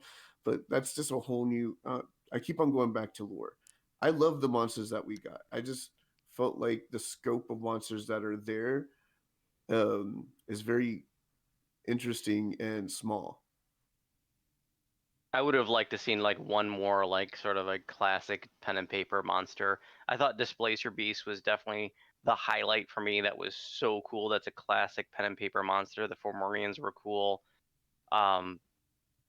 I thought the pixies were beautiful, and I realized that pixies are just scaled down elves with dragonfly wings or butterfly. But I thought they were so freaking cool, and I totally want that as a player race. I mean, I need that as a player race. Oh, that's an interesting direction. That would be a really powerful player race. And of course, in terms of unique, I talked about the gingerbread man before, and that was just hysterical. But that as a unique boss. But to me, it's the Displacer Beast and the Fomorian that really stand out. And I think if they had, I remember there was some talk about Nightmare some months back. I thought we were gonna. I feel like if we had one more monster like that, that would have really put me where I wanted to be with the diversity and the you know overall monsterness of the pack. Hey Voodoo, you know what would probably make you mad is that there's actually a lore reason why nightmares would be in the Feywild, and that's the hags. Did anyone else not expect the Fomorians to be so big? Like I don't know why, No, but I they're wasn't expecting them to be that giant. they're like Titans, right? They're No, they're supposed to be fatties. I didn't realize they were that big either. they are of the giant race. They never heed the call of the giant Allfather because they are scared to leave the Feywild due to the enhanced magic abilities they get for being in the Feywild. They used to rule the Feywild, but then they were overturned by the Ladrin and fled to the Feydark, which is the Underdark version of the Feywild, because the Feywild is a mirror plane, and if you have an Underdark, you would have a Fey version of that too. Yeah, I just remember the first one I saw. I was like, "Whoa, this is big." Yeah, no, I they're was- giants. I was expecting something maybe more like hill gianty, or I mean, trolls are giants too, but I don't know. They are, but they're Titans, I think. I don't think Yeah. they're I don't know. really giants. It's funny that DDO in general has really helped inform like what a lot about the monsters for me, because like some monsters, like I read the book, right, and I just don't picture them very well, and DDO has given me a really good clarification of what some of these monsters look like and do and kind of like feel like. Yeah, they used to put like a little human scale in the monster manual, like some of the older editions, so you could see how some of these things scale with human size or whatever. Yeah. I know I they feel did like that we- in third. I think as we move away from that, people lose the scope of things, and like I still picture trolls bigger than they are in DDO, a little bit, but like the size of a beholder, for example, is that what you imagine? Like, because sometimes again, beholders I think are bigger. I think that displacer beasts are normally considered a little smaller, to kind of get some of my 2 cents in on the placer beast here. Because again, I agree with Voodoo in the sense that the placer beast and the pixies are a couple of the things that were really, really special about it. But to throw back to like the pre-purchase comments that I made a long time ago. Remember I talked about the little the cosmetic pet, and how I kind of, there were some things in there that I liked and I didn't. Well, those were, and how I was afraid about the big displacer beast. That went away when I saw the displacer beast. Like the reality of the monster displacer beast is very nice. Voodoo is showing us Fomorian. Fomorian crotch. Thank you, Yeah. my friend. Appreciate you. But to me, the thing that I was actually kind of surprised by, like I expected pixies, I expected that, we knew about these things, but the pies and the animated food, the more things that they animate that are not creatures and they interact and they do things, is something I really like. I think that's really good. And it makes me want to have them animate a damn shield for me. A dancing shield. In Yes. Ravenloft, there's animated shields with swords. Swords But and not for me and not Not for for you. I Yeah, want it's to have true. my great sword and a shield. I'm a bloody wizard. I should And be able it- to figure this out, Harry. Add the sword of dancing. That would be a sweet animated weapon. Next, you're gonna ask for monkey grip as a feat. No, We've I don't been- need monkey we've grip. been I need asking. instantaneous fly and a bloody animated shield, and I'm fine. An unlimited wish spell, and that's it. I don't need that much. My needs as a wizard are simple. Instantaneous fly, because doesn't make any sense to me that every other race and class has a bloody ability to fly through an air except for a damn wizard, and I want to have an animated shield. This is not hard. When it comes to the monsters, I think that overall, I initially the visual appearance, I liked all of them, but for me the biggest thing was kind of like the surprise factor with each monster, as they change a lot, especially when you change the difficulty. Like red caps, they look terrifying, but I didn't realize that how much damage they were going to do when you do scale them up. Like they hit way harder than most other monsters, which is actually really cool because it fits into like the scare factor. Or that displacer beast, I was surprised at how dodgy they actually ended up being. Especially there's like the red name displacer beast that just goes all over the place. I kind of love that. And Fomorians, you fight them on like elite or something, and you're like, Fomorians. And you fight them on like Reaper 6-10, and you're like, oh, good, this monster's instant killing me, or it's minus like 100 charisma or something with a curse. And it and it just, all of them just kind of surprised me with they have cool, unique mechanics that make them so very interesting about each individual one. I don't know, I really like them, except for the new Kelpies. The Kelpie Swamp Striders are horrible and I don't know why anybody made them. It's because of real life lore. Kelpies are actually originally seaweed horses from Scotland. So to Strimtom's So point, put them back in Scotland. Yeah. So to Strimtom's point, for example, when I was doing the R6 or 7 stuff for the first time, I started tweeting out the hits. I saw That some of those. the different monsters. And first of all, it seemed like I only took critical hits from the monsters. I was like, did they only crit? Because that was it. I was just like dead. But we have Blightmaster critically hit you for 2,363 points of damage. After 5 were blocked by my damage reduction. Nearsighted Sentry critically hit you for a total of 3,154 points of slashing damage after 5 were blocked by your critical prediction. Like it just went on and on through there. So yeah, it is definitely a thing. It is definitely a little bit of a whoa moment when that happens. So the two things with monsters that I want to bring up that we haven't talked about is, one, I was expecting more unicorns to be around because they kind of made a big deal about there being unicorns, and you see them like, what, 4 or 5 times maybe? That's about average though for what, 12 quests? Unicorns aren't supposed to be super common. I would have been disappointed if they'd been all over the place. I mean, we got them as mounts, so we can see it as often as we want. It's true. They're literally the high angels of nature deities. Like, what do you like? That's I was expecting to see them more. Like, again, not a lore guy. I was expecting to see them a little more. Now, having said that, there's a literal surprise unicorn, and the first time it popped out, that I saw it pop out, I was like, a surprise unicorn, and 2 seconds later I got gored and I was dead. So it was definitely a surprise. The other thing that I have mixed feelings on, I'm not really sure where I land on, is the reworking of satyrs. What do you mean? What don't you like? I don't know. Like, I don't like how they look. I'm not sure that I like how they look. I'm not sure that I like it better than the previous version of satyrs we had. But I also am not entirely sure that the previous version of satyrs we had was really what I expect satyrs to look like either. So my comment on satyrs is, does it seem like they're running at like 80% speed? I hadn't noticed. But why did we need to redo them? Motion. What was wrong with the satyrs in Stormhorns? Animations. Well, they needed to remodel them for animations. I bet you. Well, was it that, or was it the art style has changed and they had to catch up with the current art style? That's the same thing that happened with Tieflings. The art style shifted to 5th edition, and now because part of their arrangement is they had to match what the current edition is on new stuff going forward. Tieflings' aesthetics actually changes more about their planes, like the classic hooved. No, I'm not talking about the lore and shenanigans, which you're obviously correct on because you're the lore king. We got it. But I mean, 5th edition Wizards of the Coast changed how they looked, and I don't know if Wizards of the Coast did the same thing for satyrs, but I imagine they did.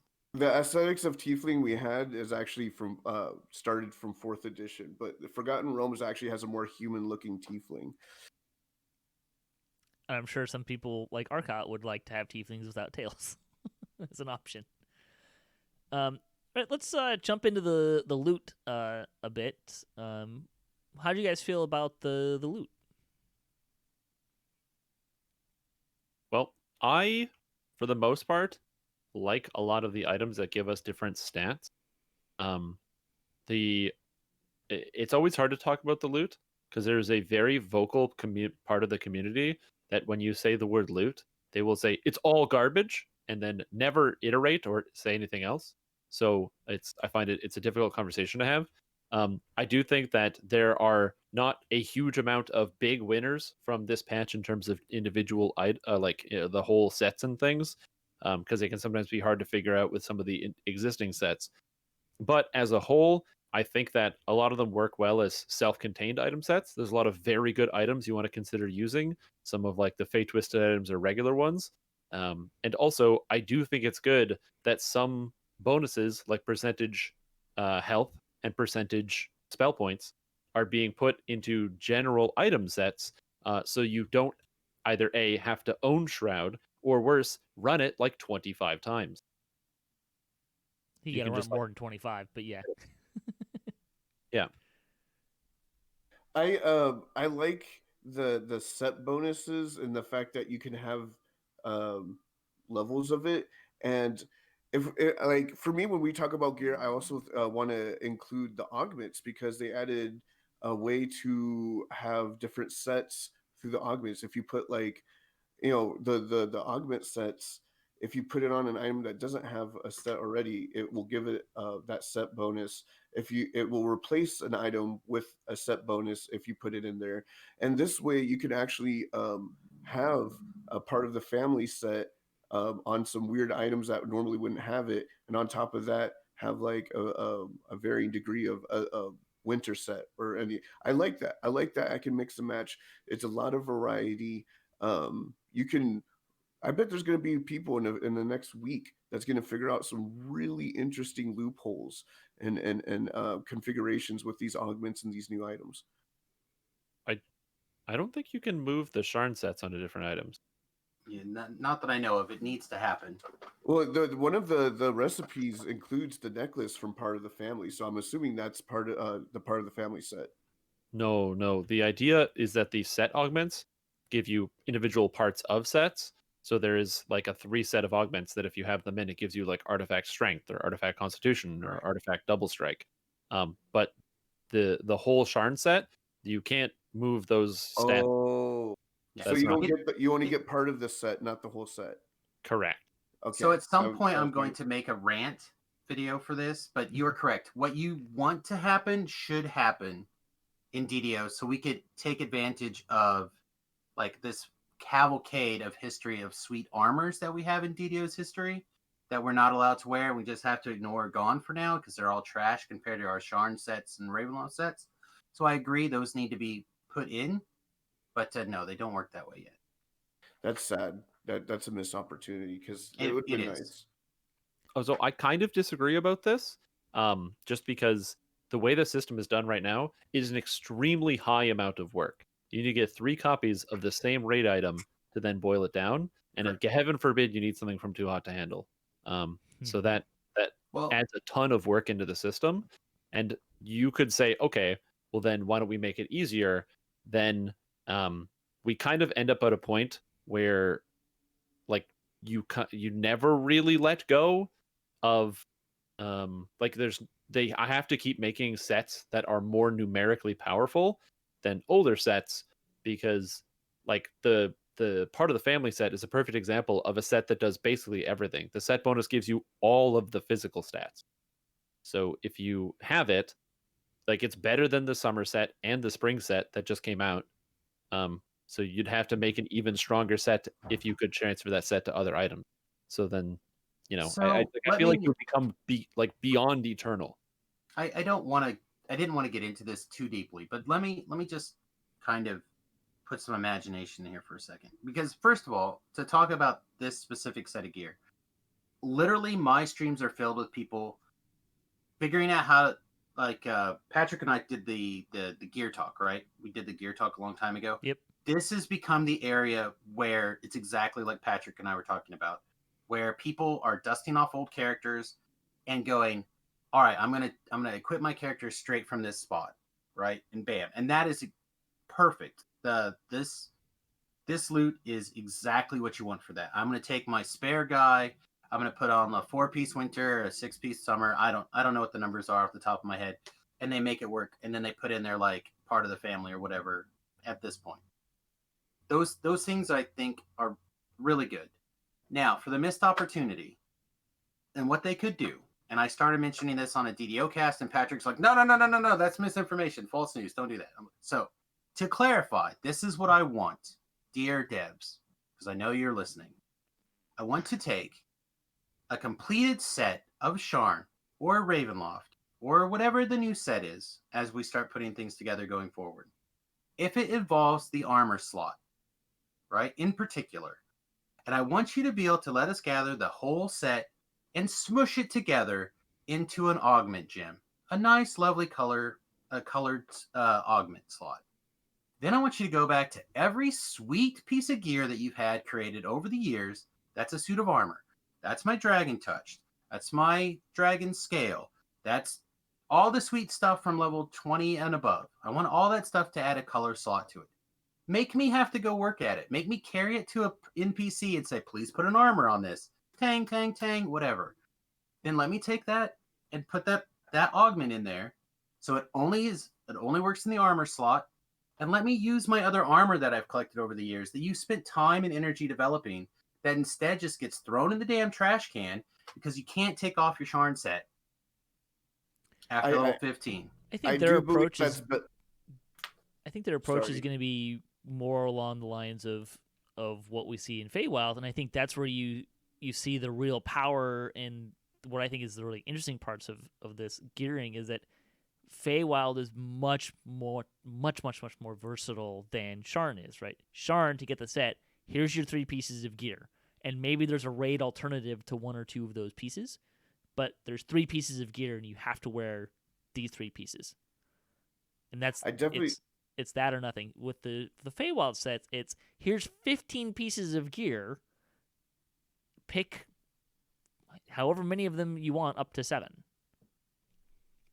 And it's really nice. It is an interesting mechanic. However, at the same time, you have to admit that by the fact that this set and going forward, if they continue this mechanic, if it can't compete on the power level of Sharn, right? Which I think everybody agrees we don't want it to make the power creep to creep more right now. I agree, right? Everyone's on that same page. The power creep should probably slow down slightly. I think it should plateau. Yeah, sure. Plateau, whatever. Slow down, plateau, however words you want to put it. But if you don't make the possibility to rework around these existing Sharn items, it's going to set the power level going forward, and it's going to artificially limit people's options. Not only for the amazing stuff that you created in the past, but everything going forward.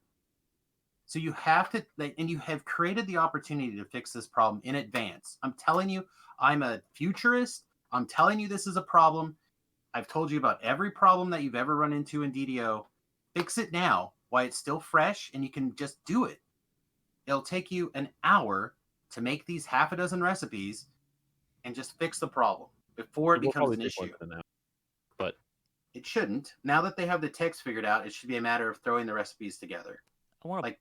This should be quick. I want to pull it back into Feywild loot though. So let's try to refocus in there. I like this system. I want them to keep doing this where you have 15 items and you only need 3 or 7 of them to get a certain amount of bonuses, chronoscope set kind of stuff. I love that. Yeah. Keep it. Let's do it. It just allows you to mix match. I'll get 3 piece of Winter, 3 piece of Arby's, and 3 piece of McDonald's, and slap it together and be all right. The thing is, I kind of want them to go away with making armor as part of sets though, because then armor becomes generic. Like just throw heal lamp and false life and put an augment on it, and that's an armor that everyone needs HP and heal lamp. They won't complain about it. And like, but what about my Drow Outrunner armor from that has a crazy max dex bonus? If I want to, like that has some unusual stats on it. Well, no, I get this generic piece of gear that has generic things that generically everyone wants, and really the only cool thing about it is it completes the set. Like it's I don't know. It's just I kind of feel what Samius is saying about armors, but I actually really like how they did the sets, and I really like it. I hope there's a future in diversity, like instead of a stiff 3-piece here and then fill in the rest. I think the loot is a highlight of the expansion for me. I do really appreciate the diversity, and Nimvind went to exactly where I was going to start, and that is the chronoscope. For you kids that weren't playing 10 years ago, there was this raid called Chronoscope, and it was kind of standard to get your Might of the Abishai set, you get 3-piece or 5-piece. Well, I feel like we have that again now with the with the Feywild set. And I really like that the heroic level 5 stuff is just one set instead of going with the 4 seasons like they do with the legendary. So it's nice and simple, and it's like that new Might of the Abishai set that at level 5 you're going to equip this set. I really like what they did there. The augment rework was absolutely wonderful. I think that requiring 3 of the same pieces of raid loot for those set augments is ridiculous. I mean, utterly ridiculous. But other than that, I really like I said, the versatility and the way the lateral progression that we got instead of vertical, and the being able to take older raid loot items like the Epic Litany of the Dead, which I've already converted that into an augment, was just beautiful. Getting those abilities like Profane +2 that maybe you couldn't fit into your gear set, and now you can in the form of an augment. And that they've added new augments like Greater Heroism, for example, as an augment, I think is absolutely wonderful. So I really like the loot of the pack, and I really like the set bonuses and the versatility. All right, so before we switch or whatever, let me ask this, because I know at least 4/5 of us play on the hardcore server pretty regularly. Voodu dips his toe in every once in a while. I don't know if you planning on dipping your toe in this next go around or not. But to me, I spend a lot of time focusing on heroic stuff because I feel like a lot of people focus their time at the end game or the path from 20 on, and not enough stuff at heroics. So my question is this, the Feywild stuff, good enough for you to take the time and energy to farm in a situation like the hardcore server? And is this your carry? Or do you just continue to scramble through until you get to Ravenloft? I think that the place that Feywild occupies is 5 through 9, and then when you get to Ravenloft, you switch to level 10 Ravenloft gear. But is it powerful enough that you're going to take? Because on the hardcore server, it's a little bit different environment, right? You're spending your time, you're diversifying, you're going out. Then when you get to that first big power notch, that first big power tier, that plateau, you have to stop, put everything on hold, and get your stuff. Right? If you're a caster, you got to go get your corresponding belt, if et cetera, et cetera. Does the heroic gear create that power level requirement for the hardcore server? Because that to me is the new test. Probably not. I don't play hardcore, but probably not. Okay, so I'm going to say sort of, but I disagree with your assertion of requirement, because I literally never farm anything on hardcore because I find it boring, and I feel like a lot of people also just kind of run through. But I think that in terms of versatility, it's important to note that both with the stuff in the pack right before the Feywild, the hut and what have you, as well as the stuff that's in the Feywild, there are tons of easily accessible lesser displacement items, true seeing items, ghostly items, a ton of just really strong stats, as well as weird stats like spell DCs and insightful spell DCs sitting on one item. It's an item that gives you 10 melee power on a helmet. And then also the armor sets. Yeah, and healing. So the armor sets as well, they are 100%, boring. It has health on it, it has fortification. But at level 5, that's sick. Yeah. So, and most of them are really easy to come by. So that Crown of Winter, that with the Cerulean at level 5, yeah, that's gonna be kind of nice.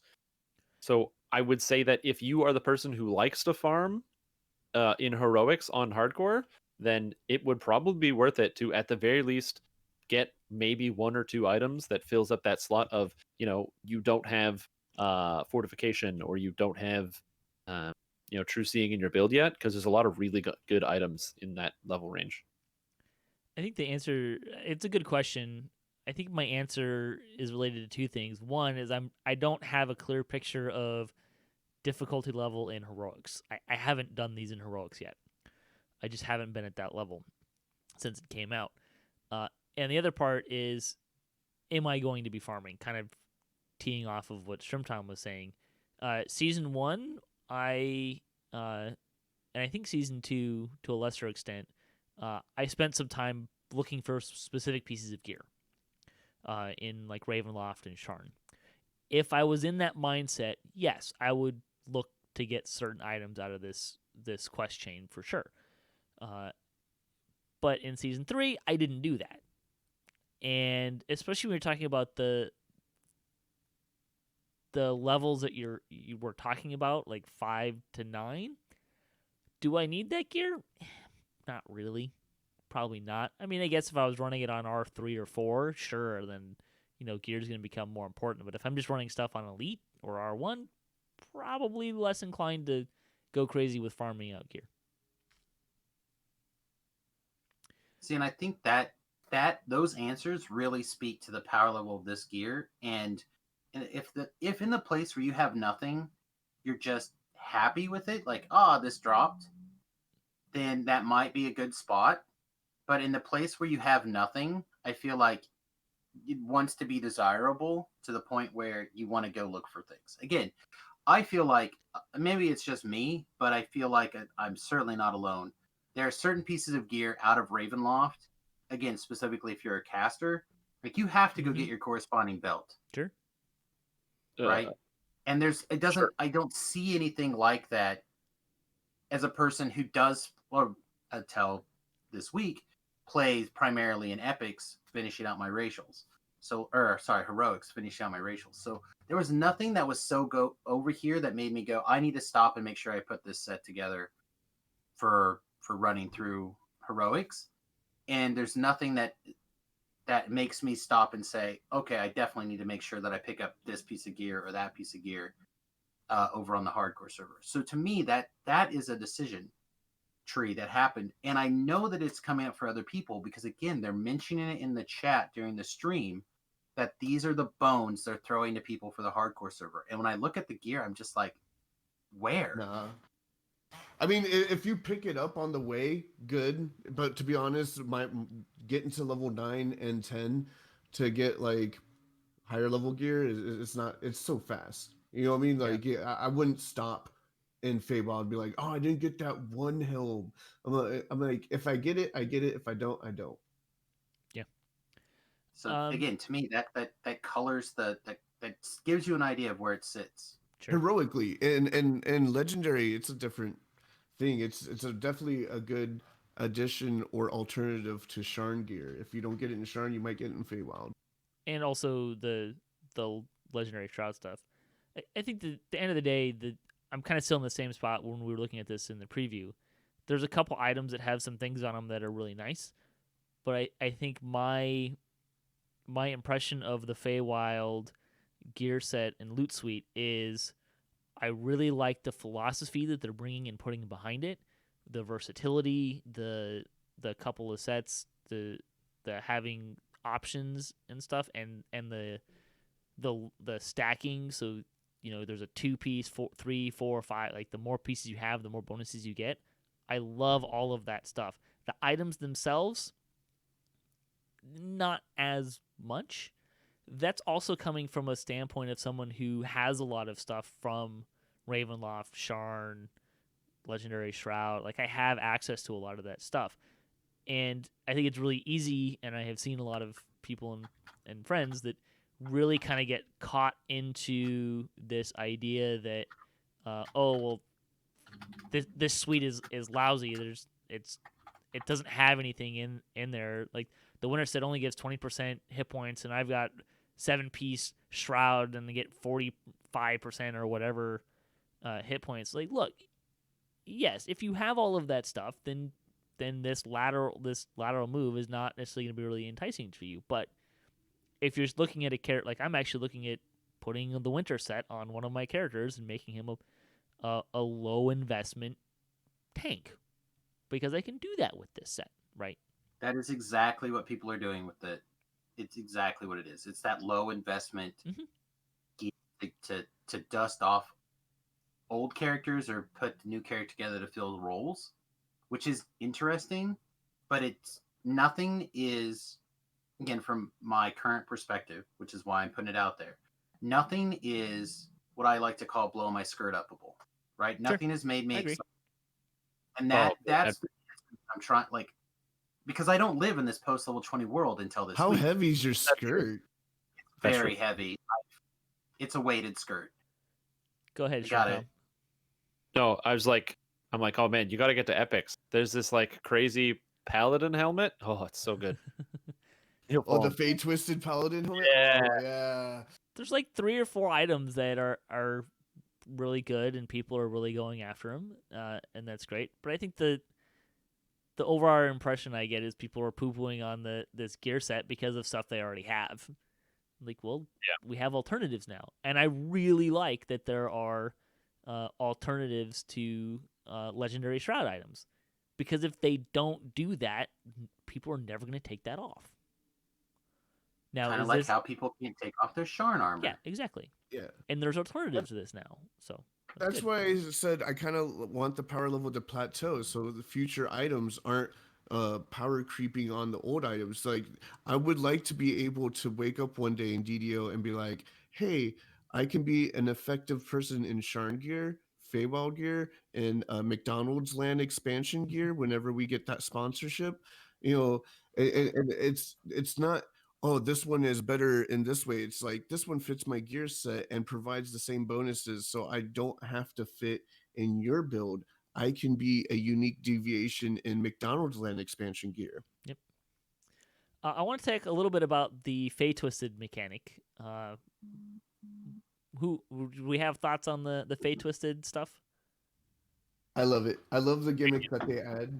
I like it when there's like hidden things that they don't tell us, and then we find out on our own, like an ability that unlocks an item if you use it on a certain dragon or whatever, or if there's like Fey Twisted hidden effects and all that. I love that stuff. It makes you interested. It's not just gear, like place it in there to get the set bonus and your OP, go in that raid and do your job.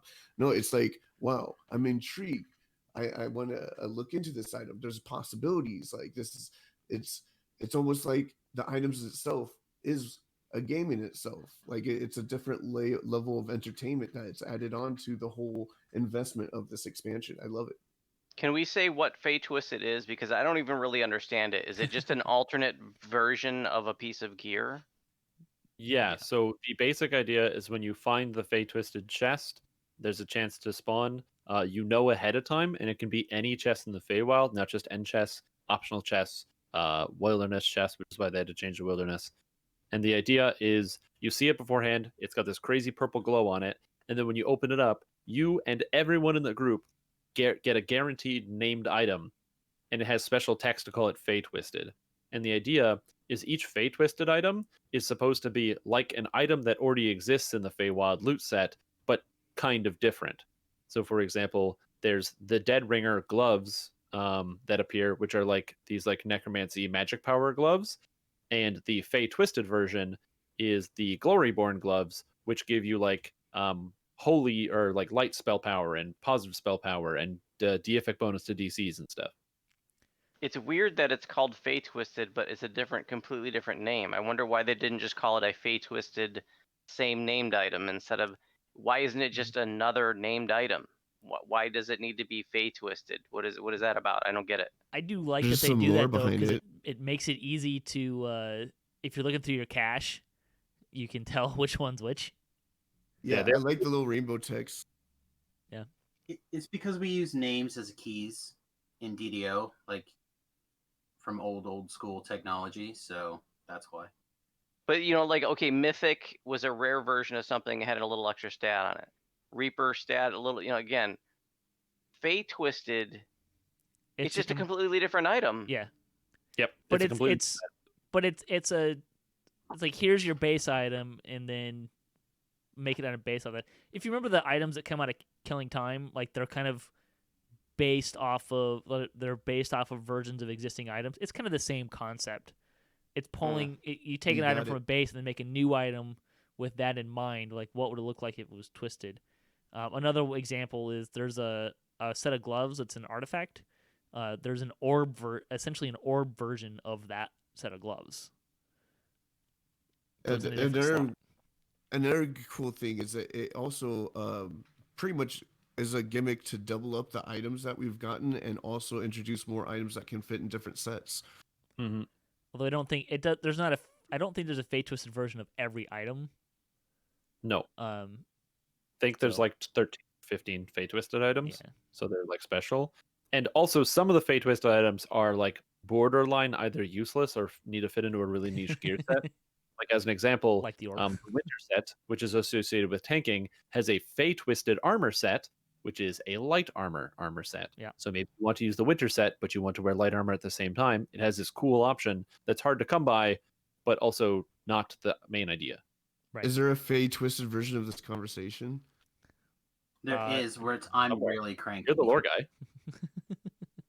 Yeah, and the lore aspect, I really enjoy it because of what the Feywild nature is. Nothing's ever the same, even though it's just twisted. It makes sense to me. It's a neat idea. So, I think I like having the idea that there's alternate versions of things, right? But I don't love the situation that just went down with like the dull dagger. And I realize there's some interesting aspects, et cetera, et cetera. Figuring out a puzzle is great. But if you're not the 2% of the population or 8% of the population or whatever it is that wants to chase that rabbit, then they spend a lot of time that just doesn't get used for a larger percent of the population.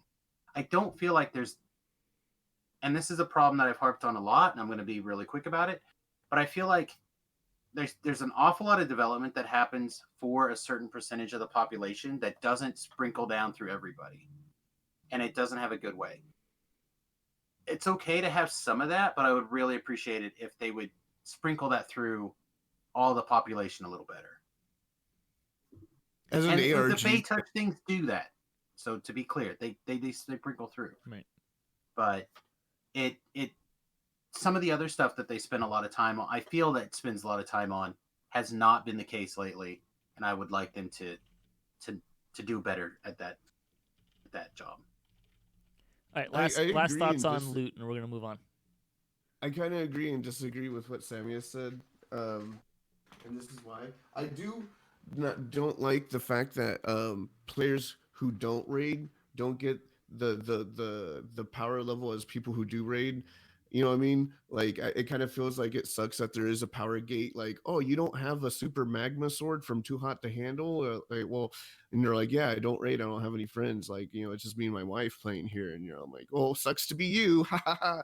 You know, that sucks. But as a fan of ARGs, I do like items that are unique and has mysteries. Like, it would be cool if one day Linabo makes an item where the description's binary. We put it in a binary decoder and it gives us a web link to a website that gives us clues on how to unlock an item. Like, oh, I love interactive stuff like that. I love things like that. But that takes 5 hours to make, that one person or 1% of the population is going to take the time to chase.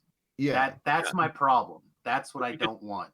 But you could make the same argument about the fact that there's like a stealth portion of one of the quests in Feywild that took somebody definitely a long time to code and path out the pathing of those werewolves, when almost every single person that does it might look at it and decide to stealth, but the majority of people after their first try will just like run through it every other time.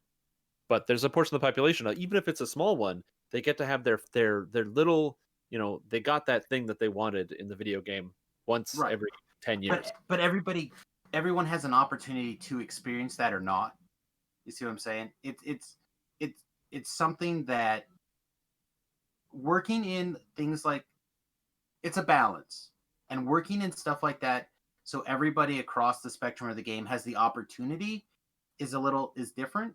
And I understand that, you know, like Nim's last example, where if the flavor text is encoded, that when you figure out the code, it takes you here, and then you figure out the other thing. Those are all cute, but like, there's a lot of stuff that only gets designed for like post epic stuff. For example, those are where most of my harps come from, and I always want to, because one of these days it's going to get through to somebody. Consider the entire level range when you're doing things. Consider the entire player base as you're doing things, because again, it's just something that I have become more aware of over the last 6 months, because I thought I was the normal person playing DDO. And it turns out when you play DDO for 40 hours a week for 3 years for everyone to watch and judge and point at you when you screw up, you tend to get better, and it puts you in a higher class. So I'm trying to be more aware of the fact that I am in that higher percentage of people, and that if we're not standing up for the people who are the other percentage, nobody will. Sure. Yeah, we need to be the welcoming mat to the newer players, so that way they stay instead of leave after 2 days. Right, which is why Feywild is so good.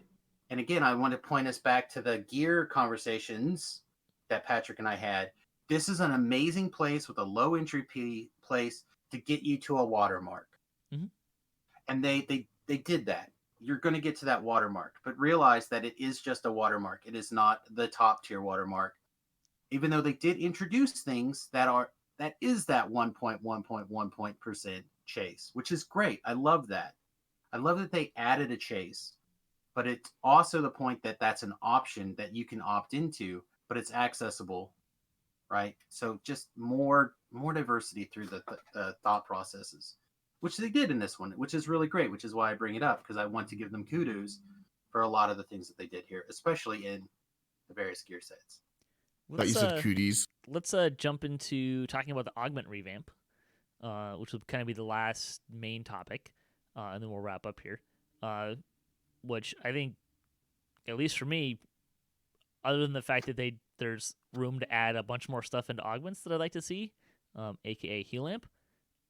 Yay, augment revamp. Big Yeah, game. It's all good. I have nothing bad to say about the augment revamp. it's all beautiful. It comes in two beautiful levels, right? One, we get the ability to make augments and stuff, and the old system supposedly was actually horrible for the game, and we got rid of it, and now we have a system that won't destroy the game with new augments that we create. So like it's two levels of amazing. It's good for the game and it's good for us. The one place I'm not sure I'm still sold on, though, is the get three specific of the same raid item for a set. Oh yeah. That's That's although stupid. I understand that it is kind of a chaser for some of the higher level players, people that are doing a lot of raiding and really trying to push those numbers. I'm not sure what the better answer is, but getting the same item 3 or 4 times per character that you want that on, yeah. So Yeah. I feel like this is a great first step into revamping the augment system. Mhm. Okay, I feel like it's probably about 40% to where it needs to be to feel like it's finished. And I think this is a good first step. If they continue to work on it going forward, it would be amazing. They won't, because that's not how DDO operates, and it's a tragedy. But there's a chance, and I'm going to hold out hope. Now, as for the raid thing specifically, and I'm not going to put out a crazy conspiracy theory, but I'm going to. So how much more would you guys not have a problem with it if, say, like next month they introduce a new item that fills or replaces the need to get 2 of these same items, and you have to have one item, the thing you buy from the store, for $10, and there you go. Now you're crafting your thing. I don't like that idea I because don't necessarily like that idea either, but I'm saying there's an opportunity there for somebody to just realize that there's a desire for something, and they've set some pretty artificially high bars to it that they could create some gates or some keys to. well, they already have those keys because people are going to buy raid reset timers. So that's already a thing. So they're already making money. And I also think that the goal of or the target for this system is not like the average player, because the average player doesn't even do raids. I think that the goal for this system is like the people who don't really reincarnate, or they have their past lives, they don't feel like it, and they want a minor way to improve their character. Because at the end of the day, it's good to have an extra plus 4 to your main stat. But if you are level 30 and you are fully geared, going from 68 constitution to 72 constitution is good, but it's not like build defining. It's powerful, but it doesn't create or prevent you from playing content if you don't have it.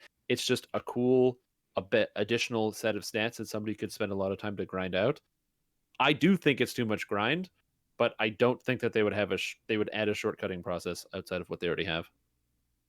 I think that having 3 augments required to get that stat, that part alone is silly, and then therefore requiring 3 of the same raid items, I think is pretty silly. I think I'd like to see, us be able to get that from a variety of raid items instead of 3 of the same, maybe 3 different ones, or that any 3 from this group can get that, and just crunch it into 1 augment. Having 3 augments to get that is overboard in my opinion. I agree. I would prefer it if instead of it was like you need 3 tattered scrolls of the broken ones from Too Hot to Handle to get Charisma 4 augment. It would be you need the tattered scrolls and you need the bell from Strahd and you need like some other charisma based item. Right. Other Or raid. any 3. If you had 2 bells and a tattered scroll, or 2 tattered scrolls and this other thing, or any 3 of this group. But Yeah, 3 I of the like that idea. same is pretty over the top. I think part of the reason why that particular thing doesn't work is because the number of recipes is problematic. Yeah. It is. Because they have to create each individual combination. So I like the idea. And perhaps if instead you could like crunch something down into a middle ground area, then it would possibly work a little better. But it does feel like it's lacking a little thing. It's good to have a chase, which is the thing I'm trying to also impose upon us. It's good to have that in-game thing that you may not get to for 6 years, that maybe by the time you get to it, it's not needed or good anymore. But I do hope I that don't they know. keep introducing Soulforged augments as we keep going, and I do hope to see the Soulforged bits that drop in Feywild drop in other places too. But we'll see. I wouldn't be Uh, surprised if every big update we got, added to the list. Like this now raid item can turn into Soulforged augment Sure. of. I do like how it encourages people to do raids we haven't been running for a long time. I mean, that's nice. It Well, it does give a boost to the raiding scene, so I like I that. do I like hope- that. I hope they don't add more. Like I feel like this should be the cherry on top of the revamping raid system, because we got filigrees, now we got this. Like eventually every update's like, now new soul gems for new filigrees, new things to spread threads on. And you're like, okay, so like there's now 5 reasons to run every single raid, because I want this and I want that and I want this and I want that, and like eventually it just gets too much. It just fills up my mind. Like, oh no, I don't like running this raid, but now I have to because I want this this augment, this thread, this filigree. You know what I mean? Like it kind of tired. be a little bit different, and I don't know if this is exactly true, but it would be different if you could smush it down into a generic item that could transfer across your account. So like if Voodoo The Voodoo raids, augments are bound to account. Yeah. the All the individual augments piece are bound to account. not, right? You require 3 of the raid item. Mhm. So like if on 3 different characters you pull 1 of each of these items, you don't have any way to pull them together. The So- Wish of Inheritance in the DDO store, available limited time only. Don't get them started. Dollar cheat or whatever. See what I'm saying? Like I feel like there's an opportunity that they may or may not be aware of, and they may or may not take advantage of. Anything else people want to say about the augment revamp? I feel like it's just mostly a big thumbs up. Yeah, It Yeah. just keep. For the most part. It's almost there. It's like Here's 40 to or the 50. future of augments. I did want to kind of take a moment to talk about the rollout bugs and stuff, and it seems like, I mean, they fixed a couple of bugs with the quests, and there was an issue with the augments that we talked about with the news portion last week. But other than that, I feel like the rollout went really well. Yeah, I give them props. The three expansions in a row we had really smooth rollouts. Of course, there's going to be little hiccups, but nothing major. I think they did a great job. I'm We glad didn't that quest closures or anything either. yeah, Yeah, nothing like Sharn where accidentally everything was free to play for the first 2 days. Or whatever. Very- That could have just been a marketing ploy to get people that didn't buy it to want to go buy it. But For something that came together and existed in the world that we're currently living in, the difficulties that they've had to go through, the hoops that they've had to jump, they've pulled off a minor miracle. Mhm. And they should get all the kudos in the world for that. Oh yeah. And let's not forget that they wrote code that touched basically any item that has an augment, which is almost every named item in the game that people actually wear at this point and care about, right? And it didn't blow up. We still have all our stuff. Every time I've talked to like Linabelle or Steel Star in the last couple weeks, they're performing like some kind of miracle or discovering more and more about this ancient eroded code that this game is built on top of, and it's almost like watching them explore a dungeon in themselves. They're working. SSG is doing miracles. I love it. All right. Anything else people want to bring up about Fables of the Feywild? It's worth the money. Go get it. I mean, that's I agree. Buy Like now. I'm- Click the link below. stop about it, but it is. It's worth. I think Voodoo's probably correct again in the sense that the middle pack tier covers most of your bases. You're going to get a lot of good experience out of it. You're going to get a lot of gear. It's going to open up opportunities for you to pick up alts. Like everything, like just to summarize everything we've said, it is that $80 tier that I think really kind of makes it sing. So just go ahead, spend the money, figure it out. You won't regret it. And hey, if you're in a place where that's hard to do right now, save some money and we'll see you when you join us. Yeah, because the content isn't going anywhere, and it's also really fun. And it's also important to note that I think they said it somewhere that they have plans to do like a quest pack around Feywild as well. So it's not like it's the last place we're going to be seeing of it. Sort of like how we got the Sharn quest pack that came out just after Sharn released. So even if you feel like you missed it right now, you'll still be able to do it in the future. I will say I Kinda do wish sad. that you could get to the castle, the public area, without having the expansion. I do find it also sad that it's not in code format anymore, so you can't gift someone Feywild.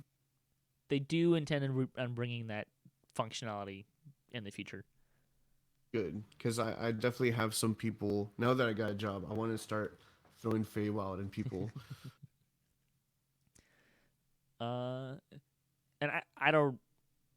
I know that they can create a code. I don't know if they would be willing, like if you got in touch with them, if they'd be willing to do that, like if to buy and turn it into a code or something. But you could try if you had like.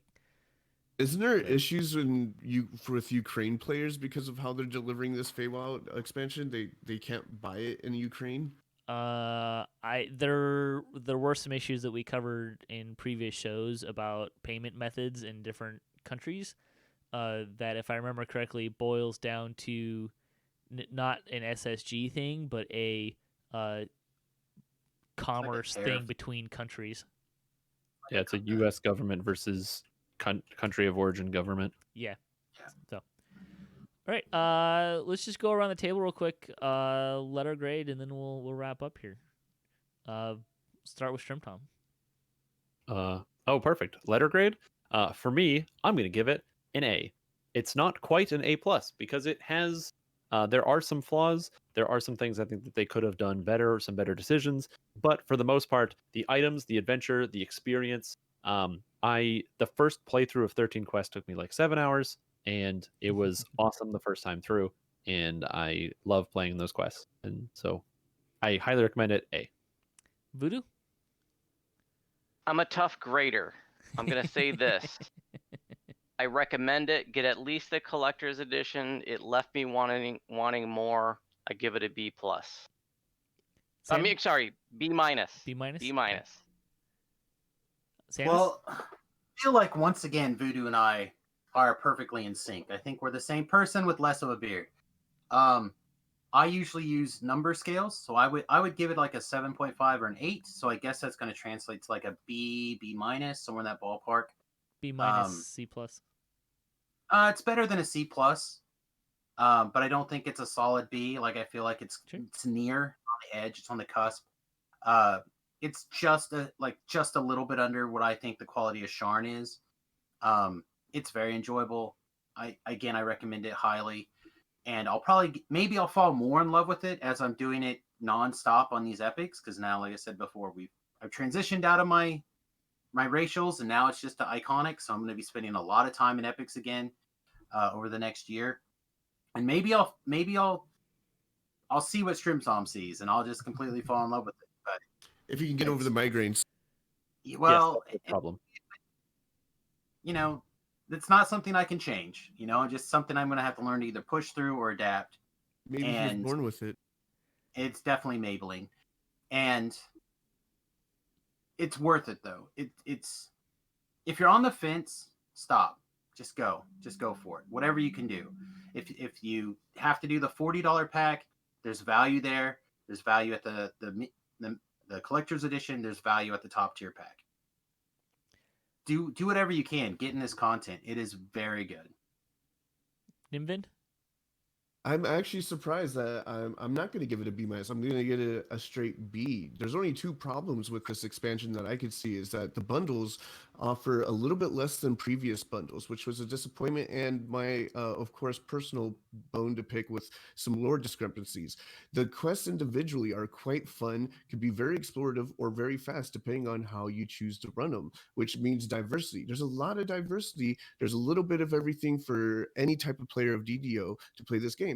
It deserves a solid B. The beauty and hard work and creativity that was put into it is definitely worth every penny. Though don't expect the bundles to give you all the astral shards or extra storage space or all the other stuff that previous bundles have. It still gives you exactly what you need to enjoy your expedition into the Feywild. Yeah, really quick, we got a B from Mystic Dragon Rider in the chat. Terralyn gives it a B- due to overtuned heroic difficulty. Probably fair. I think I feel like I'm kind of right in that B range, and I'm not. Unfortunately, I don't remember. I think I gave Ravenloft like an A. I don't remember what I gave Sharn. For me, I think it Feywild lands between Sharn and Ravenloft. It's not as good as Ravenloft, but I think I like it better in a lot of ways than Sharn. So, which is interesting because as a general rule, I tend to favor quests that are more linear and less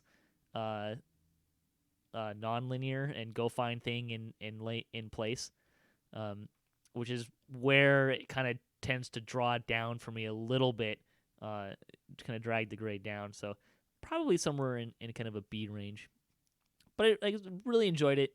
I recommend getting it when you can. So I feel like also real fast that people in chat are pointing out that it could get extra points with the raid. Yes, when the raid does come out, I will agree to that. That's a place that it can move up in the rating. It's like extra credit. yeah, I could bump it up to a B if the raid's good. yeah. We've just gotten an A-, a B+, and an A. Oftentimes mentioning the raid. So We're all in the same ballpark. Yeah, and I'm surprised that I gave it a lower grade than Nimvind. I do find myself trying to fight the idea of what it was kind of might have been, in the sense of it could have been like a push into level 31, 32, 33 for us. I do kind of wish that if nothing else, I do kind of wish that the quest would have been tuned more at like a level 33 range as opposed to the 32 range, because we already have a lot of content at 32, and I would have liked to see them start filling in at 33, maybe even 34. But there you go. We're going to close out the show. Nimvind, plug your stuff, man. All right, you can see me sprinkle through the week in twitch.tv/Nimvind, and on top of that, you might catch me on YouTube if you search Nimvind Dirtsinger. See you there. And Samus? Well, as I mentioned before, I'm every place you want to be on at Samius Gurobo, SAMIUSGROBO, Twitch, YouTube, Twitter, etc., Facebook, whatever. And I don't know, we stream like 45 to 55 hours a week. So you're welcome to join the conversation there anytime. And Strimtom? If you want to find me, it's twitch.tv/Strimtom. I'm streaming 7 days a week, and I'm uploading 2 YouTube videos about DDO character builds and other things on my YouTube channel, also called Strimtom. It's the easiest way to find me. And Voodoo. You can find me live streaming nearly every day at Twitch channel Voodoo Spice, and you can also find nearly 1,000 DDO videos on YouTube channel Voodoo Spice, quest walkthroughs, raid guides, crafting tutorials, and much more. Great. Thanks for listening to the show. Thanks to these guys for joining me today for a nice, good, long recording session to get this in for you. And really appreciate everyone sharing their thoughts. And also to all the other contributors for DDOcast, and to Standing Stone Games, and to Wizards of the Coast, and to Cyberbears for hosting the podcast. If you'd like to support the show, you can visit our website at DDOcast.com, or you can support us on Patreon. If you have a DDO-themed webpage, or you Twitch DDO, and you'd like to be featured on our website, you can email us at ddocast@gmail.com. And you can hit us up at ddocast.com for show notes, MP3s, our calendar, previous shows, and other fun stuff. If you'd like to be part of the show, if you have a comment on the episode, a question you'd like to hear us answer, or a topic you'd like to hear us discuss, or you just want to say hi, leave us a comment, or you can email us at ddocast@gmail.com. And you can follow us at social media for at Twitter on DDOcast is the best place, but we also have a Facebook page. So until next time, may all your attack rolls be crits, all your stress level appropriate, have fun, and don't forget to gather for buffs.